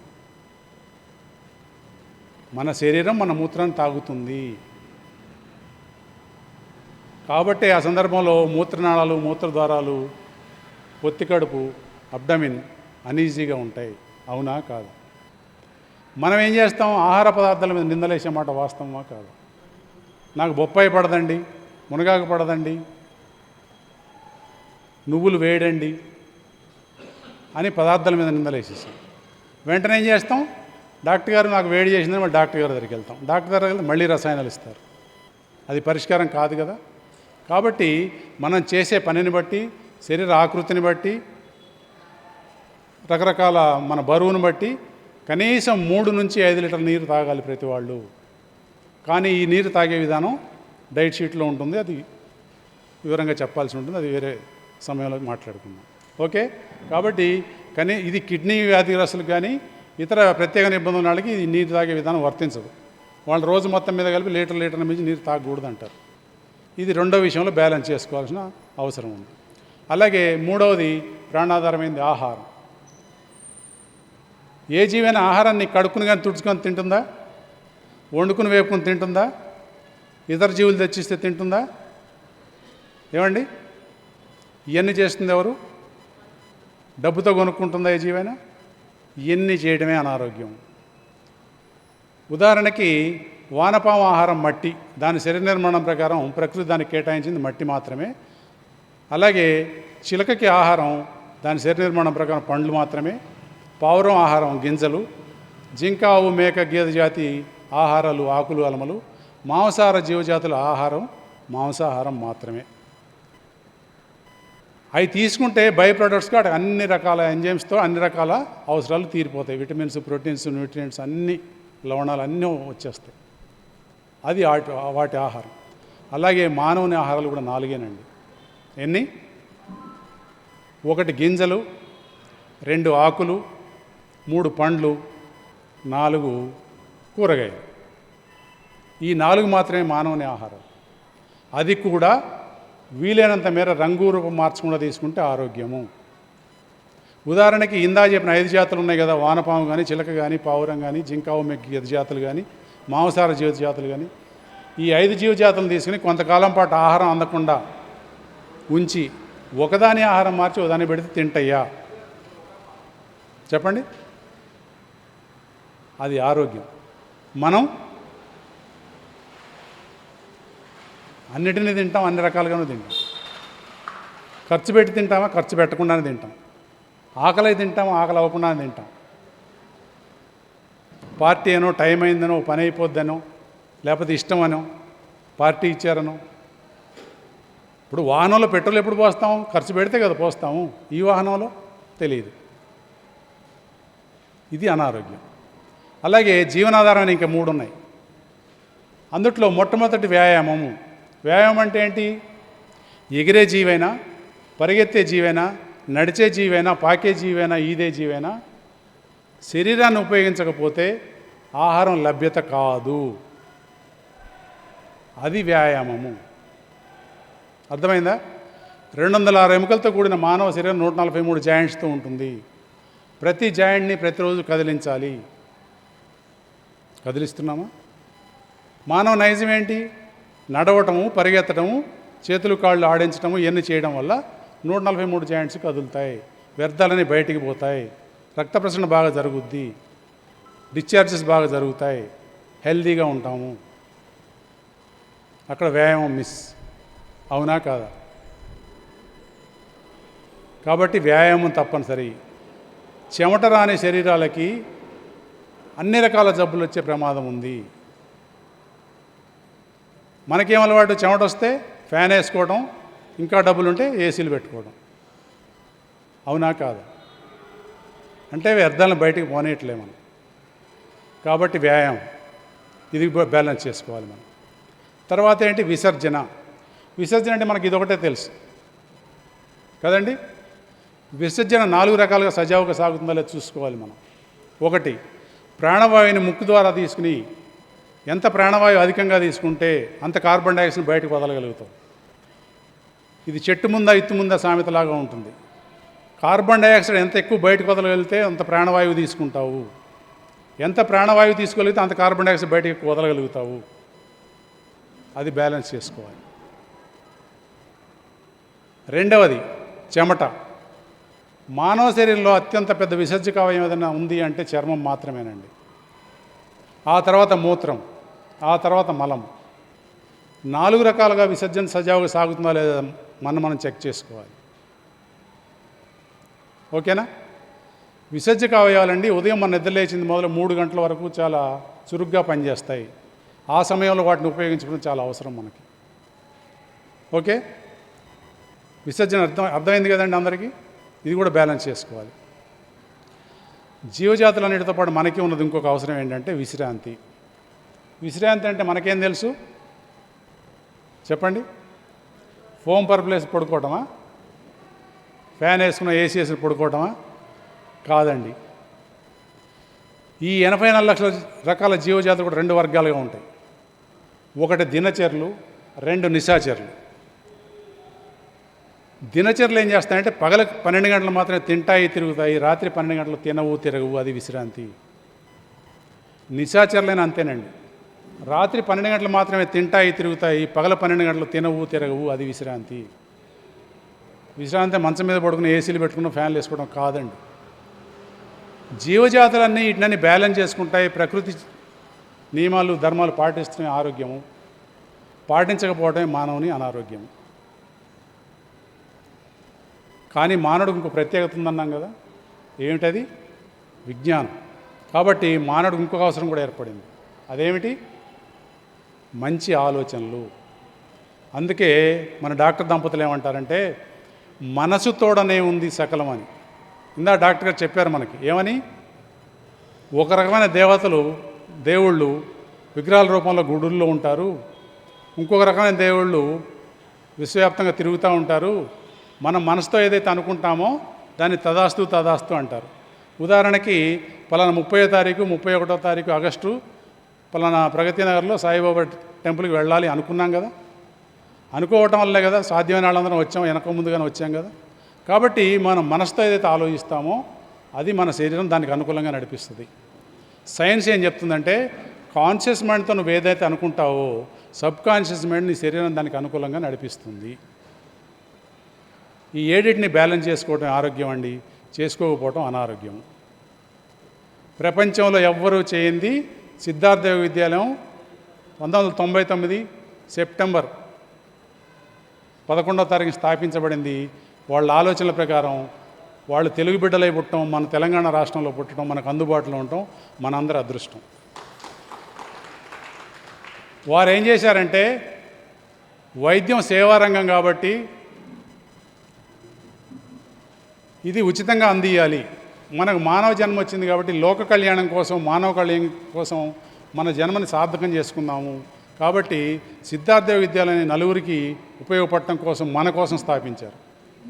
మీ ఇంటికి వస్తే మాకు ఈ పూట పొద్దున్న టిఫిన్ ఏర్పాటు చేసేటప్పుడు భోజనం ఏర్పాటు చేశారు కదా, అట్లాగే డాక్టర్ దంపతులు ఏమంటారంటే, మన ఆశ్రమానికి వస్తున్నారంటే నేచర్ నమ్ముకుని మనం నమ్ముకుని వస్తున్నారు కాబట్టి బంధుమిత్రుల వల్ల ట్రీట్ చేయాలి.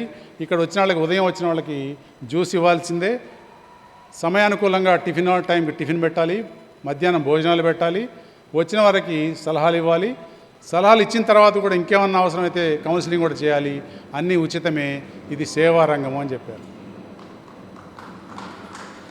కాబట్టి ఇది సేవారంగం కాబట్టి మా కంఠంలో ప్రాణం ఉండంగా మేము రూపాయి కూడా ఇక్కడ ఛార్జ్ చేయకూడదు.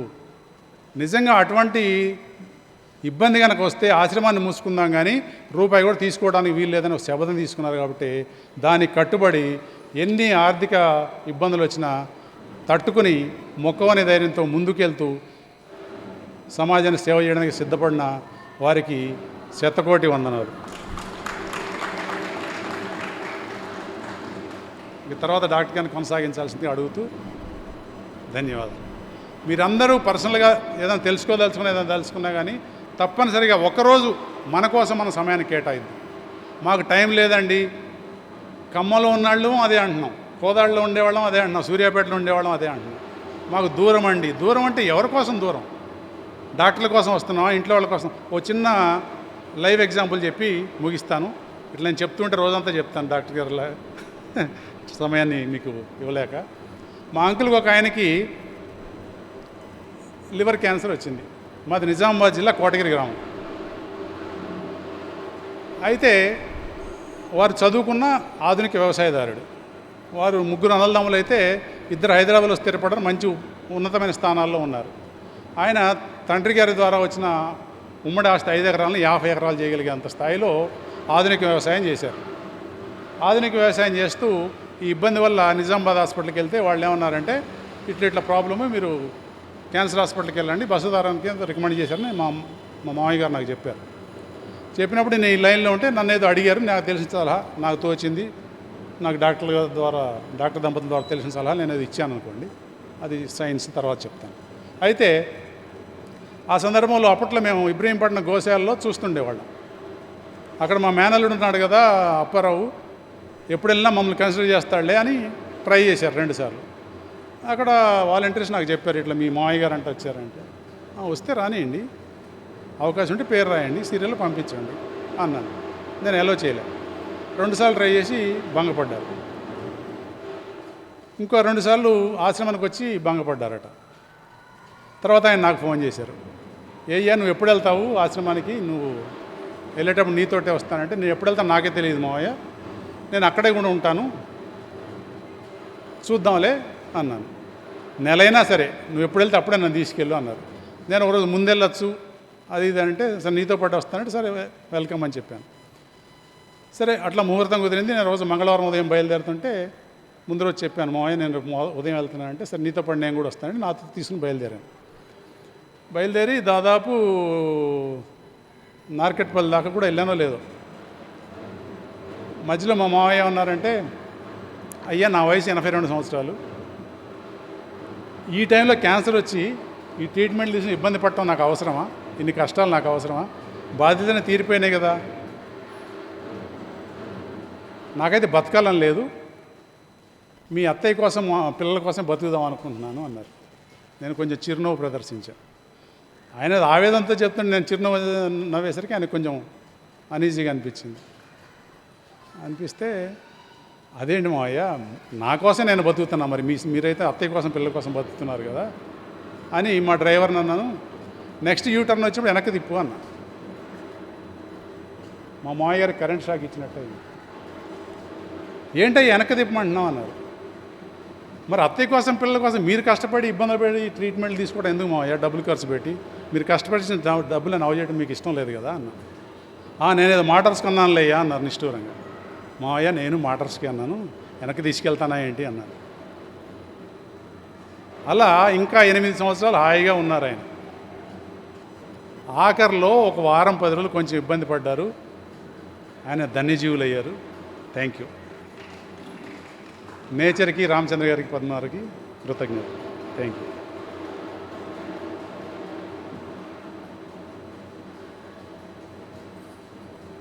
వాళ్ళ మామయ్య గారిని 8 సంవత్సరాలు బతికించుకున్నారు. ఆ తర్వాత ఆశ్రమంలో పేషెంట్లు ఉండటానికి వనరు అది లేనప్పుడు ఇబ్బంది పడుతున్నారని ఆయన బిజినెస్ నుంచి 1,50,00,000 మన ఆశ్రమానికి అప్పారావు గారు డొనేట్ చేశారు. మిత్రులారా, నేను మాట్లాడటాకేం లేదు, మీరు ఏదన్నా అడిగితే చెప్తాను.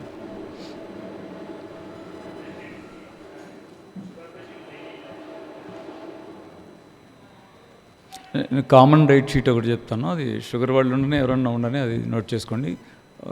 3-4 నిమిషాల్లో చెప్పేస్తాను. చూడండి, మార్నింగ్ లెగ్గానే 2 గ్లాసులు నీళ్ళు తాగాలి. 1 గంట గ్యాప్తో, అంటే ఆ డైట్ షీట్ అంతా మీకు నరసింహారావు గారు గ్రూప్ వాట్సాప్లో పెడతారు, అప్పారావు గారు పంపిస్తారు. ఇప్పుడు వాట్సాప్ చేస్తారు, ఊరికే చెప్తున్నా వినండి చాలు, అంటే కంగారు రాసుకోవాల్సిన పనిలే. ప్రింటెడ్ ఉంటుంది, తను పంపిస్తారు. మార్నింగ్ లెగ్గానే 2 గ్లాసులు గోరువెచ్చటి నీళ్ళు తాగాలి. 1 గంట గ్యాప్ తర్వాత మళ్ళీ 2 గ్లాసులు నీళ్ళు తాగాలి. టిఫిన్కి 1/2 అవర్ ముందు పుదీనా, కొత్తిమీర, తులసి జ్యూస్ తాగాలి.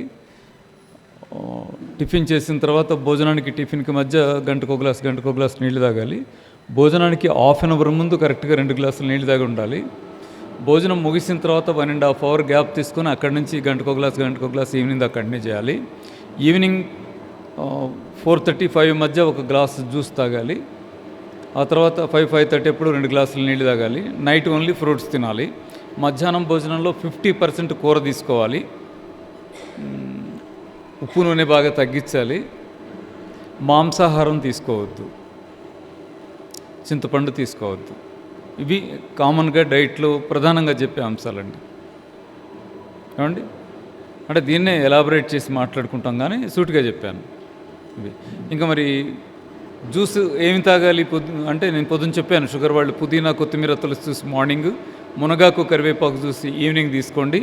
అలాగే మెంతులు, నెలవేము, నేల ఉసిరి, కాకరకాయ, స్కై ఫ్రూట్ గింజలతో పౌడర్ చేసుకొని భోజనానికి 1/2 అవర్ ముందు మార్నింగ్ స్పూను, ఈవినింగ్ స్పూను తీసుకోండి. 100% కంట్రోల్కి వస్తుంది. కంట్రోల్కి రాలేదు ఏం చేయాలి? ఎందుకు వస్తుంది? నేచర్ని నమ్మండి, వస్తుంది. సార్ సాయిరామ్ సార్, ఒక చిన్న క్వశ్చన్.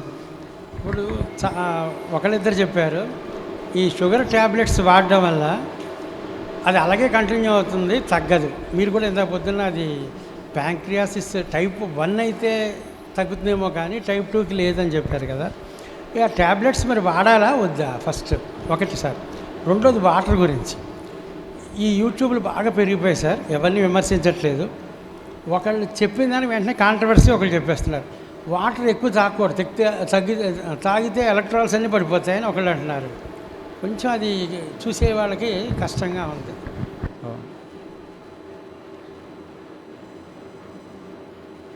ఏ జబ్బున్నా కూడా మీరు ఏదో ఒక మందు వాడుతూ ఉంటారు కదా, అది ఏదో ఒక మేరకు మనకు ఉపయోగపడుతూ ఉండొచ్చు. థైరాయిడ్ ప్రాబ్లంకి టాబ్లెట్ వేస్తున్నారు, అందువల్లే కదా కంట్రోల్లో ఉంటుంది. షుగర్ అయినా, బీపీ అయినా టాబ్లెట్ వేస్ట్ కాదు. టాబ్లెట్ అనేది మన వాళ్ళు, మన ఇండియా వాళ్ళు కాకపోవచ్చు, ఎవరైతే మనవాళ్లే కదా, అనేక సంవత్సరాలుగా పరిశోధించి తాత్కాలికంగా ఉపయోగపడడానికి మన కోసం తయారు చేసిన ఒక ఔషధ గుళిక అది. అందుకని టాబ్లెట్ల మీద ఎవరు కూడా వ్యతిరేకత పెంచుకోవడానికి వీలు లేదు, మంచిది కాదు, మనకే నష్టం. తాత్కాలికంగా మీరు ఏదైతే వాడుతున్నారో ఆ టాబ్లెట్ని వాడుకుంటూనే ఈ ఆహార పద్ధతిని ప్రారంభించండి, ఈ జ్యూసెస్ స్టార్ట్ చేయండి. చేస్తే నెమ్మదిగా మనకున్న సమస్య తగ్గుతూ ఉందనుకోండి, క్రమంగా మీరు టాబ్లెట్స్ తగ్గించుకుంటూ రావచ్చు. అయితే నేను మీకు అన్ని జబ్బులకి ఏ జబ్బుకి ఏం చేయాలంటే నేను చెప్పానా? చెప్పలేదు. ఊరికే ఇంట్రడక్షన్లో ఉపన్యాసం చెప్తూ వెళతారే అలా మాట్లాడాను. మాట్లాడే క్రమంలో కొన్ని విషయాలు ఏవైనా వచ్చి ఉండొచ్చు, కానీ ఏ జబ్బు ఏమిటి, ఎలా తగ్గించుకోవాలి, 1 మంత్ వాడిన తర్వాత పొజిషన్ ఎలా ఉంటుంది, 2nd మంత్లో ఎలా ఉంటుంది, 3rd మంత్లో ఎలా ఉంటుంది, అప్పుడేం మార్చుకోవాలి ఏంటి, అలా డీటెయిల్స్ అవి ఉంటాయి కదా. అవేవి చెప్పడం నాకు సాధ్యం కాలేదు, టైం రీత్యా ఈ మీటింగ్ ఇలాగే ఉంటుంది అని అలా ఒక రకంగా ముందు మాట పుస్తకానికి ఉంటుందా అలా మాట్లాడే ప్రయత్నం నేను చేశాను. కాబట్టి మీరు ఈ మాటకే దీంట్లో వచ్చిన అంశాలు చేస్తూనే మీరు ఆ టాబ్లెట్లన్నీ మానేసుకుంటే లేనిపోని ప్రాబ్లం మళ్ళీ రేజ్ అయినట్టుగా కనపడితే బాధపడతారు. నా మాటలను విశ్వాసంలోకి తీసుకుంటే సంతోషమే, కానీ నమ్మకం చాలా సందర్భాల్లో సరైన ప్రాక్టీస్ లేనప్పుడు నమ్మకాలు ఉపయోగపడవు కదా. కాబట్టి ఏం చేయండి అంటే మరొకసారి మరి మనం ఏంటి ఎలా ఏమిటి అనుకుంటామే, అప్పుడు నిర్దిష్టంగా మీరు చేయండి. అయితే మరొకసారి అన్నారా, మరొకసారి ఎప్పుడో ఎవరికి తెలుసు మాట. ఒకవేళ లేట్ అయింది మాకు అర్జెంట్ ఉంది అనుకుంటే అది సీరియస్ ప్రాబ్లం అయితే మాత్రమే నేలకొండపల్లి దాకా రండి. ఇది ప్రాబ్లం ఉన్న ప్రతి వాళ్ళు కొండపల్లి వద్దాం అనుకున్నారనుకోండి, వచ్చే ఉపయోగం ఏముంది? అక్కడికి వచ్చిన తర్వాత కూడా ఇప్పుడు సార్ చెప్పిన విషయాలు చెప్పి మీరు ఇంటి దగ్గర చేసుకోండి అమ్మా అంటాం కదా. కాబట్టి ముందు మొదలెట్టండి. అప్పారావు గారు డైట్ షీట్ పంపిస్తారు నరసింహారావు గారికి, తను గ్రూపుల్లో షేర్ చేస్తారు. అదంతా మొదలెట్టేయండి. ఓ 30 days చేయండి. 30 days చేసిన తర్వాత చెక్ చేయించుకోండి, వస్తున్న ఫలితం ఏంటో చూడండి. ఆ ఫలితం మీద ఆధారపడి మళ్ళీ డిస్కస్ చేయండి, సలహాలు తీసుకోండి. తప్పనిసరి ఉన్న పొజిషన్ ఉంటే అప్పుడు ఆలోచిద్దాం. ఓకేనా? రెండవది అంటే టాబ్లెట్లు మానేయకండి అని చెప్పడం.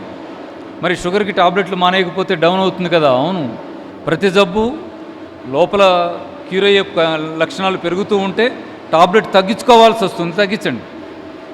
ఇప్పుడు షుగర్ వాళ్ళు 3 నెలలు వాడిన తర్వాత టాబ్లెట్లు చాలామంది వదిలేయాల్సిన పరిస్థితి వస్తుంది. అంటే 3 నెలలు వాడిన తర్వాత కాదు, నేను ఆశ్రమం వచ్చిన వాళ్ళకి ఏమైతే గైడ్ చేస్తానో సపోర్ట్ ఇస్తానో ఈ మొదలెట్టిన తర్వాత 10-15 రోజుల్లోనే షుగర్ నార్మల్ వస్తూ ఉంది. నేను 3 నెలలనే పదం ఎందుకు వాడుతున్నానంటే టాబ్లెట్స్ ఉండకూడదు, ఈ సపోర్ట్స్ ఉండకూడదు కదా. అంటే అవి వదిలేస్తాం, ఇవి వాడతాం అనుకోండి, ఏదైతే ఉంది ఇవి వదిలేసి అవి వాడితే తప్ప ఏంటి? షుగర్ తగ్గాలి కదా. అందుకోసం మీరు 3 నెలలు కష్టపడాల్సిందే అని చెప్తున్నాం. కానీ నేను ఇందాక చెప్పిన మాటల విషయాలు నా నేచర్ని పాటిస్తూ పోతే మీకు 10-15 రోజుల్లోనే షుగర్ డౌన్ అవుతూ ఉంటుంది. అప్పుడు మీరు నైట్ వేసే టాబ్లెట్ సగం ముక్క వేసుకోవాలి, ఇంకా తగ్గుతుంది. మార్నింగ్ కూడా సగమే వేసుకోవాలి, ఇంకా తగ్గుతుంది. నైట్ సగం కూడా తీసేయాలి. జాగ్రత్తగా గ్రాడ్యువల్గా చూసుకుంటూ చెక్ చేసుకుంటూ తగ్గించుకోవాల్సిందే. ఓకేనా? రెండవది సార్ అడిగింది మంచినీళ్ళు ఎన్ని తాగాలి అని అడిగారు. అందరూ మాట్లాడుతున్నారు, చాలామంది మాట్లాడుతున్నారు, ఒకళ్ళు ఒక రకంగా ఇంకొకళ్ళు ఒక రకంగా, ఏది రైట్? చాలా సాధారణంగా యావరేజ్ మనిషికి అవసరమైన నీళ్లు నిజానికి 2-2.5 లీటర్లు మాత్రమే. 2-2.5 లీటర్లు తాగితే మనిషికి సరిపోతాయి. అది ఆహారంలో ఒక 30% ఏవో పచ్చి ఆహారం తినేవాళ్ళు అయితే ఇంకో గ్లాస్ తగ్గిస్తే కూడా పోయిందేం లేదు. అన్నీ నీళ్లు తాగమని చెప్తారు కదండి, మళ్ళీ ఎలా చెప్తారేంటి అనకండి. దీన్ని అర్థం చేసుకోవడానికి ట్రై చేయండి. పుచ్చకాయ తింటారనుకోండి, పుచ్చకాయలో 90% వాటరే ఉన్నాయి. బొప్పాయి తింటారనుకోండి, మేజర్గా వాటరే ఉన్నాయి. కర్బూజా తింటారనుకోండి, కమలా తింటారు, బత్తాయి తింటారు, ఇంకా ఏదో మనకు తెలిసిన ఫ్రూట్స్ అని తింటారనుకోండి, వాటి నిండా నీళ్ళే ఉన్నాయి. కాబట్టి అలా ఫ్రూట్స్ తింటూ కూడా లీటర్లు నీళ్ళు తాగితే అవసరమే ఉంది? తాగమహండి అంటలా నేను. అవసరమేంటి? మనకి ఎన్ని కావాలో అన్ని తాగాలి, కానీ తాగటంతో పనే ఏంటి? కానీ ఇప్పుడు మరి ఎందుకు తాగమంటున్నారు ఇన్ని? మీరు ఎందుకు తాగమంటున్నామంటే పచ్చి ఆహారం తింటాం మానేసాం. ఇవాళ నాకు తింటుంటే భోజనం ఇంకా తినాలనిపించింది. దసరా పండుగ రోజు అమ్మ పిండంట్లు ఉంటుంది, అలా ఉంది. భలే ఉంది. ఎందుకు భలే ఉంది? మేము రోజు కూరల్లో ఉప్పు వేయం, చిటికెడు కూడా వేయం. మీరు బాధపడతారని ఏమంటామంటే 50% తగ్గించండి అని వీడియోలో చెప్తాం. కానీ ఆశ్రమంలో 1 స్పూను ఉప్పు కూడా మేము వంటల్లో వేయం, 1 స్పూను నూనె కూడా వేయం, 1 గింజ చింతపండు కూడా వేయం. ఉప్పు, నూనె, చింతపండు ఇవేవి వేయకుండా వంటలండి వచ్చిన వాళ్ళకి పెడతాం. మేము అయ్యే తింటాం, సంవత్సరాలుగా అయ్యే తింటాం. కాబట్టి ఇప్పుడు వచ్చి మీరు పెట్టిన అన్నం తింటూ ఉంటే పండుగ రోజు అమ్మ పిండి వంటలు చేసిందిలాగా ఉంది, ఇంకొంచెం ఏం తిందాం అనిపించింది. అలా తినండి, ఇంకొంచెం కూడా తినండి. ఇప్పుడు తిన్నది చాలదు, ఇంకాస్త కూడా తినండి, ఇబ్బంది ఏం లేదు. ఎప్పుడన్నా ఒక రోజు. కానీ ఉప్పు, నూనె, కారం అన్నీ వేసి రోజు తింటాను అనుకుంటే మన యాక్టివ్నెస్ తగ్గుతుంది కదా. బాడీ కెపాసిటీ ఉంటే నిలబెట్టచ్చు, కెపాసిటీ లేని వాళ్ళు రిస్క్ అయిపోవచ్చు, జబ్బులు పాల్గొవచ్చు. కాబట్టి పచ్చి ఆహారాన్ని మీరు బాగా తినగలిగితే 2 లీటర్లు 2.5 లీటర్లే చాలు. పచ్చి ఆహారం మేము అసలే తినమంటారా? ఖచ్చితంగా 2.5 తాగాల్సిందే.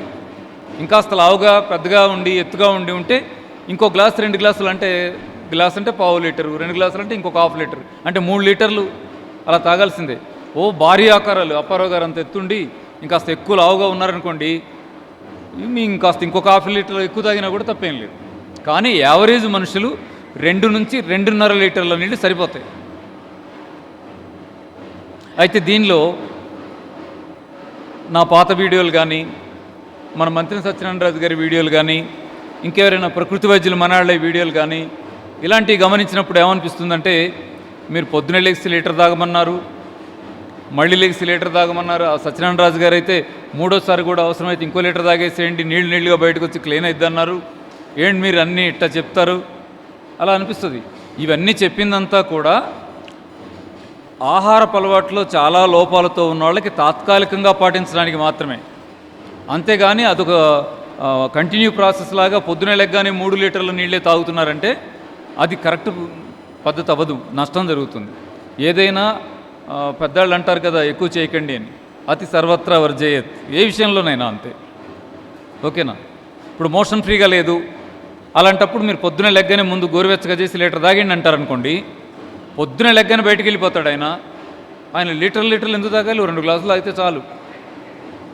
ఏమండి, లీటర్లు తాగితే అన్నం తిండి, మళ్ళీ ఆఫీస్ టైం అయిపోతుంది. Okay, next.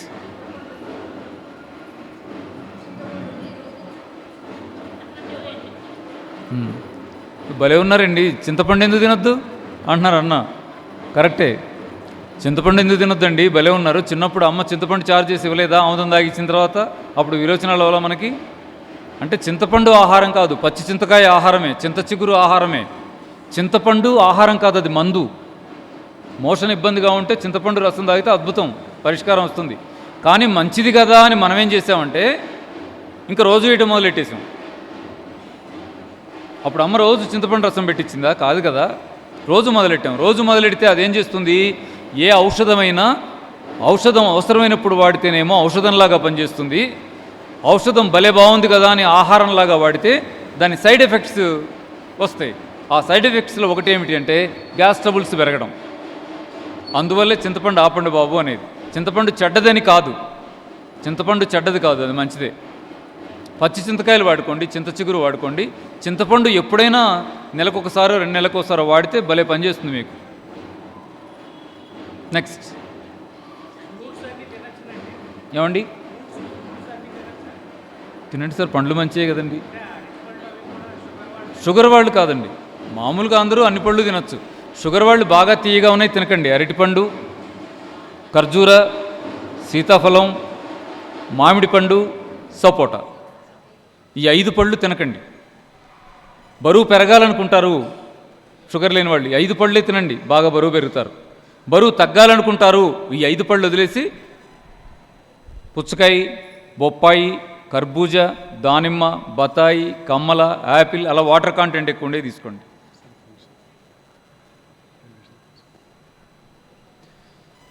ఇప్పుడు డాక్టర్ గారిని విడివిడిగా ప్రశ్నలు అడుగుతున్నారు కదా, డైట్ షీట్లో చాలా వివరంగా ఉందండి. నన్ను ఒక్కసారి ఒక 20 నిమిషాలు 25 నిమిషాలు డైట్ షీట్ చెప్పనియండి. జబ్బులతో సంబంధం లేదు. అంటే మన జీవన విధానంలో ఇందాక చెప్పిన ఏడింటిని బ్యాలెన్స్ చేయాలంటే ఏం చేయాలనేది 30 ఏళ్ళలో డైట్ షీట్ తయారు చేశారు డాక్టర్ గారు. నేను విజయవాడ నుంచి ప్రసాద్ గారు వస్తారు.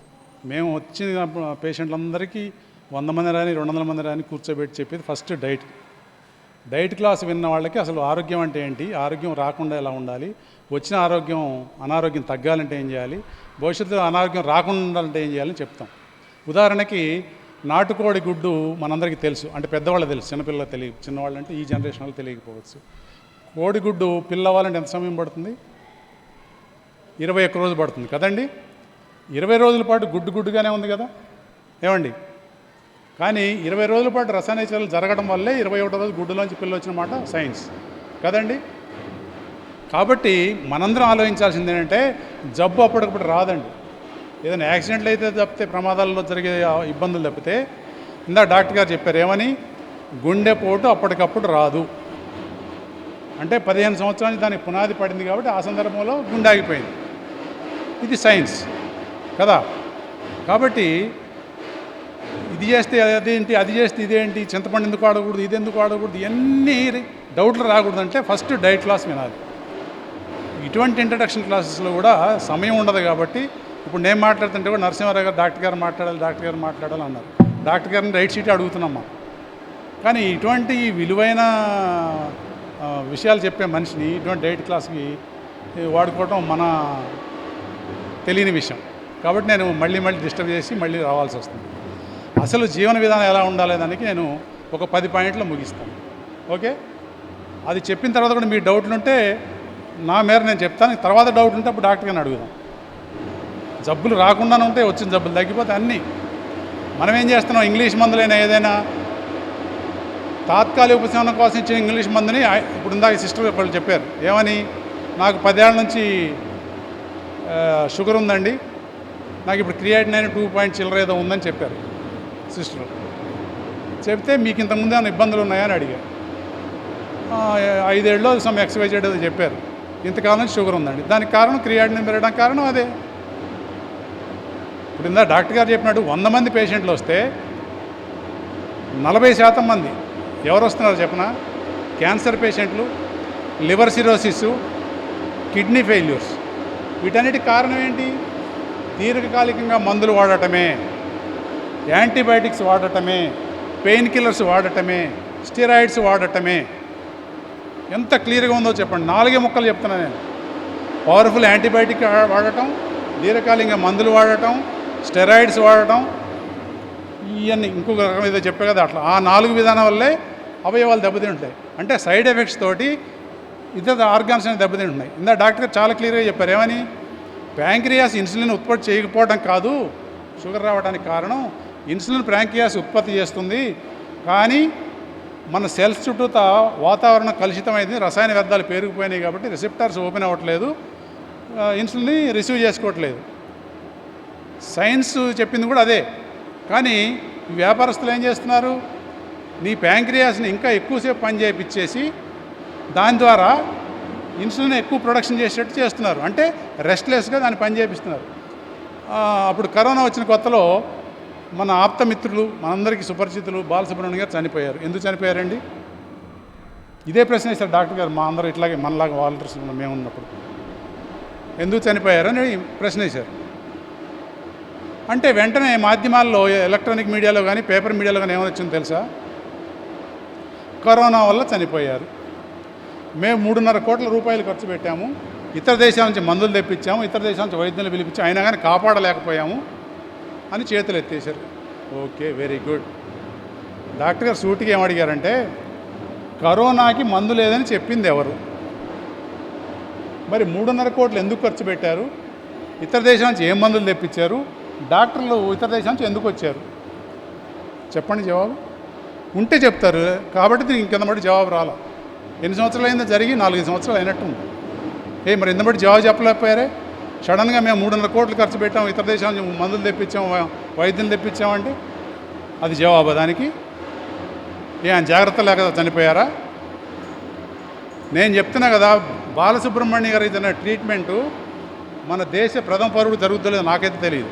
కానీ నాకు తెలిసైతే రాష్ట్రపతి గారు ఫోన్ చేశారు అప్పట్లో, బాలసుబ్రహ్మణ్యం కాపాడండి. ద్వితీయ పౌరుడు ఉపరాష్ట్రపతి వెంకయ్యనాయుడు గారు ఫోన్ చేశారు. నాకు తెలిసి 4-5 రాష్ట్రాల ముఖ్యమంత్రులు ఫోన్ చేశారు. మద్రాసులో పెద్ద హాస్పిటల్ ఆయన కోసం ప్రత్యేకంగా బులెటిన్ విడుదల చేసింది పూట. ఏమైంది మీ సైన్స్? ఏమైంది మోడర్న్ సైన్స్? ఎందుకు పనిచేయలేదు మరి? డబ్బు లేకనా, ఇన్ఫ్లుయెన్స్ లేకనా, ఇంకోకనా? కాదండి. ఇప్పుడు ప్యాంక్రియాస్ని ఎట్లా చెడగొట్టి ఆఖరికి ప్యాంక్రియాస్ ఇన్సులిన్ ప్రొడ్యూస్ చేయని సందర్భంలో ఇక ఇన్సులిన్ డైరెక్ట్ తీసుకోమని చెప్పి ఎంత పెద్ద వ్యాపారం చేస్తున్న తప్పు వాళ్ళది కాదు. ఈరోజు 30-31 తారీఖు ఇక్కడ ఆరోగ్య యజ్ఞం జరుగుతుంది. నరసింహారావు గారు, మీరు అందరూ వాలంటీర్స్ అందరూ ప్రకటిస్తే మీ వాలంటీర్స్ ఎన్ని వందల మంది, వేల మంది ఉన్నారే. మీరు ఇంతమంది తక్కువ మంది ఎందుకు వచ్చారు? చెప్పండి, ఎందుకు వచ్చారు?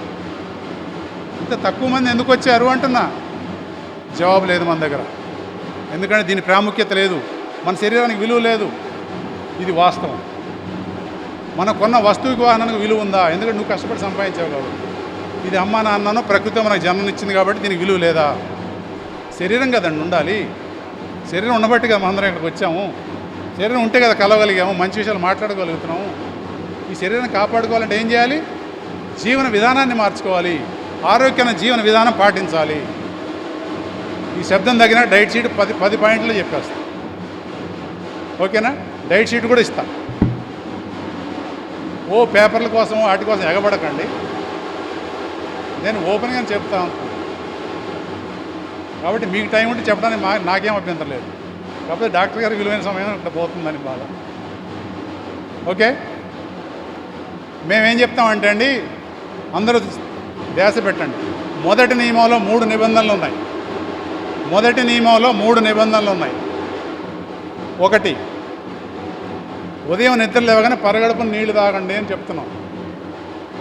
పరగడుపున నీళ్లు తాగమంటంలో మా ఉద్దేశం ఏంటంటే, మన నోట్లో లాలాజలం ఉంటుంది, సలైవా. ఇది అత్యంత విలువైన జీర్ణరసము. మనందరికీ ఏమలవాటు? ఉదయం నిద్ర లేవగానే కెమికల్ పెట్టి, పేస్ట్ పెట్టి బ్రష్ చేయడం అలవాటు. పేస్ట్ వచ్చినాక దంత సమస్యలు పెరిగిన మాట వాస్తవమా కాదా? ఎవరికి వాళ్ళు ఆలోచించుకోండి. నేను చెప్పానో డాక్టర్ గారు చెప్పారనో కాదు, విచక్షణతో పాటించండి ఏదైనా. ఎందుకంటే అంత తెల్లని పేస్టు, పవర్ఫుల్ యాసిడ్స్ ఉంటాయి దాంట్లో.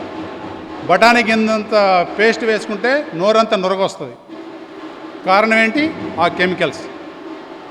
అంటే లేచింది మొదలు రసాయనాలతో మన జీవితం రసాయనమయం అవుతుందా లేదా చెప్పండి. దంత సమస్యలంటే పేస్టే కారణం నా దృష్టిలో, నా పర్సనల్ ఒపీనియన్ ఇది. కాబట్టి మనం ఏం చేయాలంటే, దినచర్య రాత్రిపూటే మొదలు పెట్టాలి. రాత్రి పడుకునే ముందు నోరు శుభ్రం చేసి పడుకోండి. ఓకే, నోరు దుర్వాసన రావడానికి 2 కారణాలు ఉంటాయి. ఎన్ని కారణాలు? 2 కారణాలు. ఒక కారణం ఏంటంటే, మనం నిన్న పగలంతా తిన్న ఆహారపు అణువులు, రేణువులు పళ్ళలో ఇరుక్కుని ఉండటం వల్ల దుర్వాసన రావడానికి ఒక కారణం. అయినా కానీ నేను నోరు శుభ్రం చేసుకుంటే కనుక వాసన వస్తుంది అంటే, నీ లోపలి వాతావరణం కలుషితమని శరీరం తెలియజేస్తుంది. ఇందాక వేడి చేస్తుందంటే ఆహారాల మీద నిందలేసామే, అలాగే నాకు వేడి చేసిందని వెళ్తామే అంటే శరీరం హెచ్చరిస్తుంది. ఏమని? నువ్వు సరిపోను నీళ్లు తాగట్లేదని శరీరం హెచ్చరిస్తుంది. ఇప్పుడు జనరేటర్ ఉంది, ఇంజిన్ ఉందనుకోండి, దాంట్లో రేడియేటర్ ఉంటుంది కదా. రేడియేటర్లో నీళ్ళు లేకపోతే ఇంజిన్ వేడెక్కుద్ది కదా. మన శరీరం కూడా ఇంజినేనండి. ప్రతి కణము జనరేటరే. మానవ శరీరం కూడా 70% నీటితోటే ఉంటుంది. అందుకే పెద్దవాళ్ళు ఏమంటారంటే, బ్రహ్మాండంలో ఏముందో పిండాండంలో అదే ఉంది అంటారు. అంటే ఈ విశ్వంలో 3 వంతులు నీరు ఉంటే 1 వంతే పదార్థం ఉంది, అది శరీరం. గమనించండి. మానవ శరీరంలో 65 నుంచి 70% నీరే ఉంటుందండి. Yes, science. కాబట్టి పరగడుపున కనుక దుర్వాసన వస్తే నీళ్లు తాగకూడదు. దాంట్లో నెగిటివ్ బ్యాక్టీరియా ఉంటుంది. కాబట్టి ప్రకృతి ఇచ్చిన వేపుల్లో, గానుగ పుల్లో, కచ్చుకో, బూడిదో ఏదో ఉంటాయి కదా, లేకపోతే వేలో, ఏది లేకపోతే ఒట్టి బ్రష్తో బ్రష్ చేసుకోండి.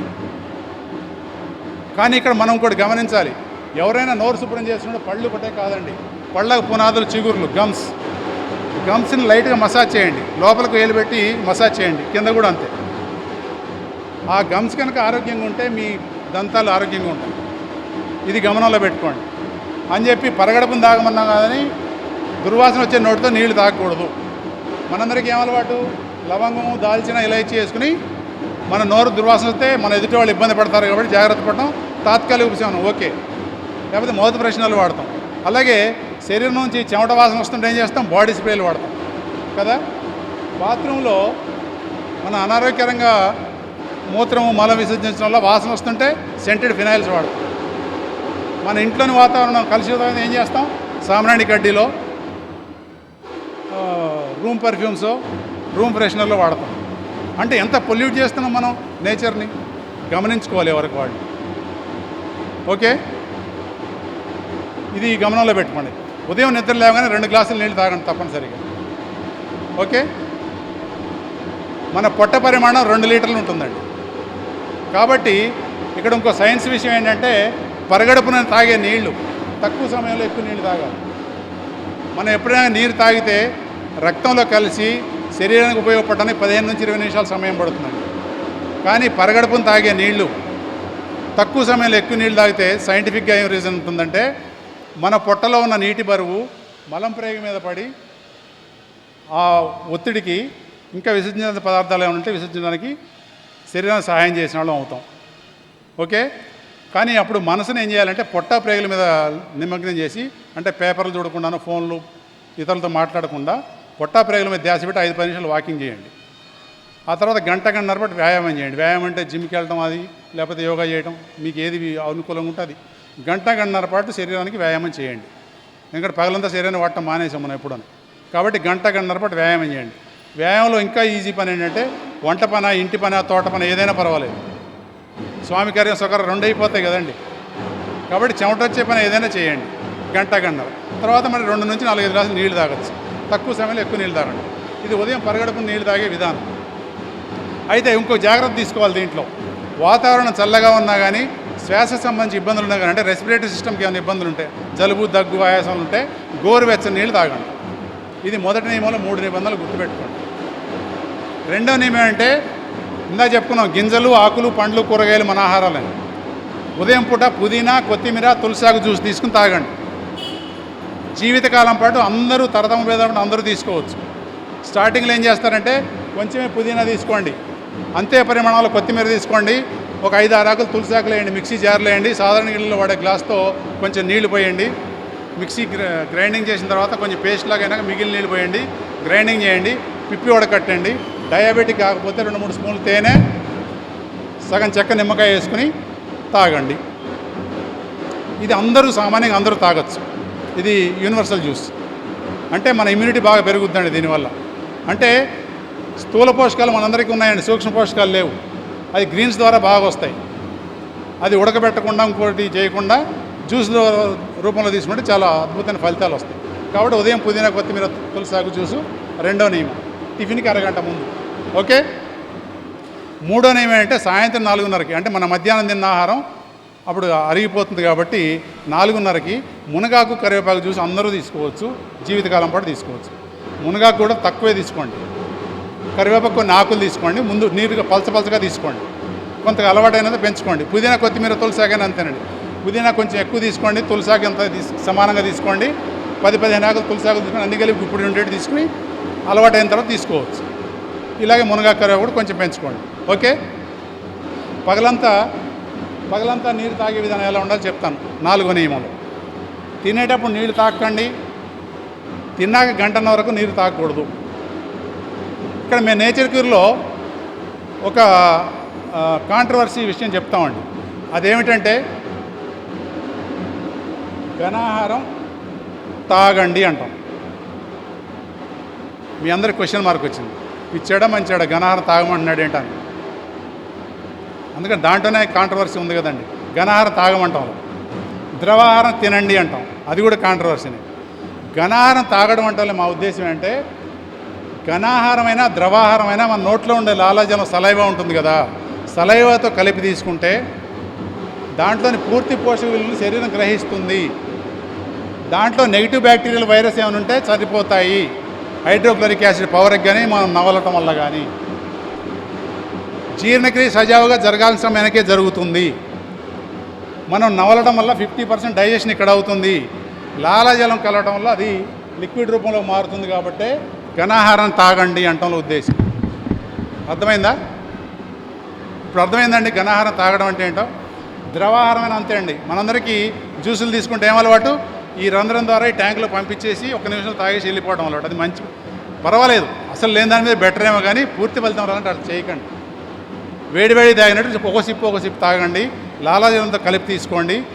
ఆ ద్రవాహారంలో పూర్తి విలువలను శరీరం గ్రహిస్తుంది, ప్రతి గణానికి పంపిస్తుంది. అలాగే నెగిటివ్ బ్యాక్టీరియా ఉంటే చనిపోతుంది. తొందరగా మీకు జ్యూసు తాగిన హెవీనెస్ తెలియకుండా ఈజీగా డైజెస్ట్ అవుతుంది. ఇది సైన్స్. ఇప్పుడు అర్థమైంది కదా ద్రవాహారం ఎట్లా తీసుకోవాలో. ఇది గమనంలో పెట్టుకోండి. కాబట్టి పగటిపూట తాగే నీరు ఆహారం తీసుకునేటప్పుడు కానీ తీసుకునే గంటన్నర వరకు తాగద్దంటలో సైంటిఫిక్ రీజన్స్ కూడా చెప్తే మనం కొంచెం క్రమశిక్షణ పాటిస్తాం. కాబట్టి ఆలకించండి ఏం చెప్తున్నాను. మనం ఆహారం తీసుకున్నప్పుడు నీరు తాగితే మన నోట్లో ఉండే లాలాజలం సలైవా డైల్యూట్ అయిపోతుందా లేదా, అంటే పలచబడిపోతుందా లేదా. ఏమండి, పలచబడిపోతే ఏమవుతుంది, ఫలితాలు రావు, నెగిటివ్ బ్యాక్టీరియా చనిపోదు, సమయానికి జీర్ణక్రియ జరగదు, గ్యాస్ ప్రాబ్లమ్స్ వస్తాయి. అర్థమవుతుంది కదా? ఓకే, ఇది గమనంలో పెట్టుకోండి. కాబట్టి ఇది దృష్టిలో పెట్టుకుని తీసుకోండి. అయితే గంటన్నర వరకు తీసుకొద్దాంటారు. సైంటిఫిక్ రీజన్ ఏంటంటే సగభాగం 50% లాలాజలంతో కలవటం వల్ల నోట్లోనే అరిగిపోతుంది. మిగిలిన 50% డైజెషన్ అవ్వాలంటే ఇంటెస్టైన్లో గంటన్నర సమయం పడుతుంది. అప్పుడు పూర్తిగా ఈ ఆహార పదార్థాలను క్లీన్ అయిపోతాయి. ప్రొడ్యూస్ అయిన యాసిడ్స్ ఉంటాయి కదా, ఎంజైమ్స్ తయారవుతాయి కదా, వాటినన్నింటినీ ఆ ప్రేగులకు ఉన్న యాసిడ్స్ని క్లీన్ చేయడానికి అప్పుడు నీరు న్యూట్రల్ చేస్తుంది. కాబట్టి గంటన్నర తర్వాత నీళ్లు తాగాలి. అది ఎలా? గంటన్నర తర్వాత మొదలుపెట్టి గంటకు గ్లాసు పగలంతా నీళ్లు తాగే విధానం ఇది. అర్థమైందండి? పగలంతా నీరు తాగే విధానం. తినేటప్పుడు కానీ తిన్నాక గంటన్నర తాగకూడదు. తర్వాత గంటకు గ్లాసు నీళ్ళు తాగాలి. అలాగే ఆహారం తీసుకోవడానికి అరగంట ముందు 2 గ్లాసులు నీళ్లు తాగాలి. ఆహారం తీసుకుంటే అరగంట ముందు నీళ్లు తాగితే ఏమవుతుందంటే జీర్ణరసాలు బాగా ఉత్పత్తి అవుతాయి. తినేటప్పుడు నీళ్లు తాగాల్సిన అవసరం పడకుండా ఉంటుంది. ఇది కూడా అర్థమైంది కదా? నవిలు తింటాం కాబట్టి ఇబ్బంది రాదు. ఏదో కొలమారి తినో అట్లా తప్పనిసరిగా తాగండి. అలాగే తిన్న వెంటనే ట్యాబ్లెట్ వేసుకోవాల్సిన అవసరం చాలామందికి ఉంది కాబట్టి ఆ ట్యాబ్లెట్ వరకు నీళ్లు తాగండి. తాగొద్దన్నారు అటువంటి సాహసాలు చేయకండి. Okay, please. ఇది పగలంతా నీరు తాగేదాం. 5వ నియమం ఏంటంటే మనం తీసుకునే ఆహారంలో సగభాగం కూర ఉండాలి. ప్రతిరోజు ఆకుకూరలు తీసుకోవాలి. మనందరికి ఇప్పుడు ఏం అలవాటు? ఇంత పచ్చడి వేసుకుంటే ఇంత అన్నం కలుపుకునే అలవాటు కదండి? అవునా కాదు? న్యాయంగా మాట్లాడుకుందాం. ఇంత కూర పెట్టుకుంటే ఇంత అన్నం కలుపుకునే అలవాటు అవునా కాదు? మన డాక్టర్ దంపతులు పరిశోధనలు చేసి వాళ్ళ మీద వాళ్ళు పరిశోధనలు చేసుకుని ఇవన్నీ 30 ఏళ్ళ నాడు తయారు చేసిన డైట్ షీట్ ఇది. కాబట్టి ఇది చాలా ఇంపార్టెంట్. అసలు మెయిన్ ట్రీట్మెంట్ ఇదేనండి. అయితే కూర ఎంత తీసుకుంటున్నామో ఆహారం అంత తీసుకోవాలి. ఇప్పుడు వండే విధానం అనారోగ్యకరం. ఓకే, ఇది గమనంలో పెట్టుకోండి. తెల్లని పదార్థాలన్నీ మానేయాలి. తెల్లని పిండి, తెల్లని రవ్వలు, తెల్లని బియ్యం, ముఖ్యంగా మినపగుళ్ళు. మినపగుళ్ళు విషపు గుళ్ళు అంటే ఆ గింజలోనే విషం కలవబడింది కాబట్టి ఆ మినపగుండుకు పురుగు పట్టదు. అర్థమవుతుందా? కాబట్టి మినపగుళ్ళు నిషేధం, తెల్లని పిండి నిషేధం, తెల్లని రవ్వల నిషేధం, తెల్లని రైస్ నిషేధం. ఇప్పుడు అర్థమైంది కదా? ఆకుకూరలు తీసుకోవటం వల్ల ఏం జరుగుతుందంటే రకరకాల విలువలన్నీ వెళ్తాయి. పీచు పదార్థాలు బాగా వెళ్తాయి. సోడియం క్లోరైడ్ పుష్కలంగా ఉంటుంది. ఓకే, కాబట్టి ఆకుకూరలు తీసుకోవాలి. ఏ ఆకుకూర అయినా పర్వాలేదు. ఒక ఆకుకూరలో సోడియం క్లోరైడ్ ఎక్కువ ఉండొచ్చు, కొన్ని తక్కువ ఉండొచ్చు. ఒక దాంట్లో కాల్షియం ఎక్కువ ఉండొచ్చు, ఇంకో దాంట్లో తక్కువ ఉండొచ్చు. కొన్నింటిలో పొటాషియం ఎక్కువ ఉండొచ్చు, కొన్నింటిలో తక్కువ ఉండొచ్చు. అవన్నీ బ్యాలెన్స్ చేస్తాయి. మనం తీసిన ఆహారాలని సహజంగా తీసుకుంటే అన్నీ బ్యాలెన్స్ అవుతాయి. ప్రత్యేకంగా బయట నుంచి కాంప్లెక్స్ రూపంలో ఏం తీసుకోవాల్సిన అవసరం రాదండి. ఓకేనా? ఇది గమనంలో పెట్టుకోండి. 6వ నియమం, ఇప్పుడు వాడే ఉప్పు కానీ నూనె కానీ మసాలాలు కానీ సగానికి సగం తగ్గించండి. ఒక్కసారి మానేయమంటే యక్ష ప్రశ్నలు వస్తాయి అక్కడ.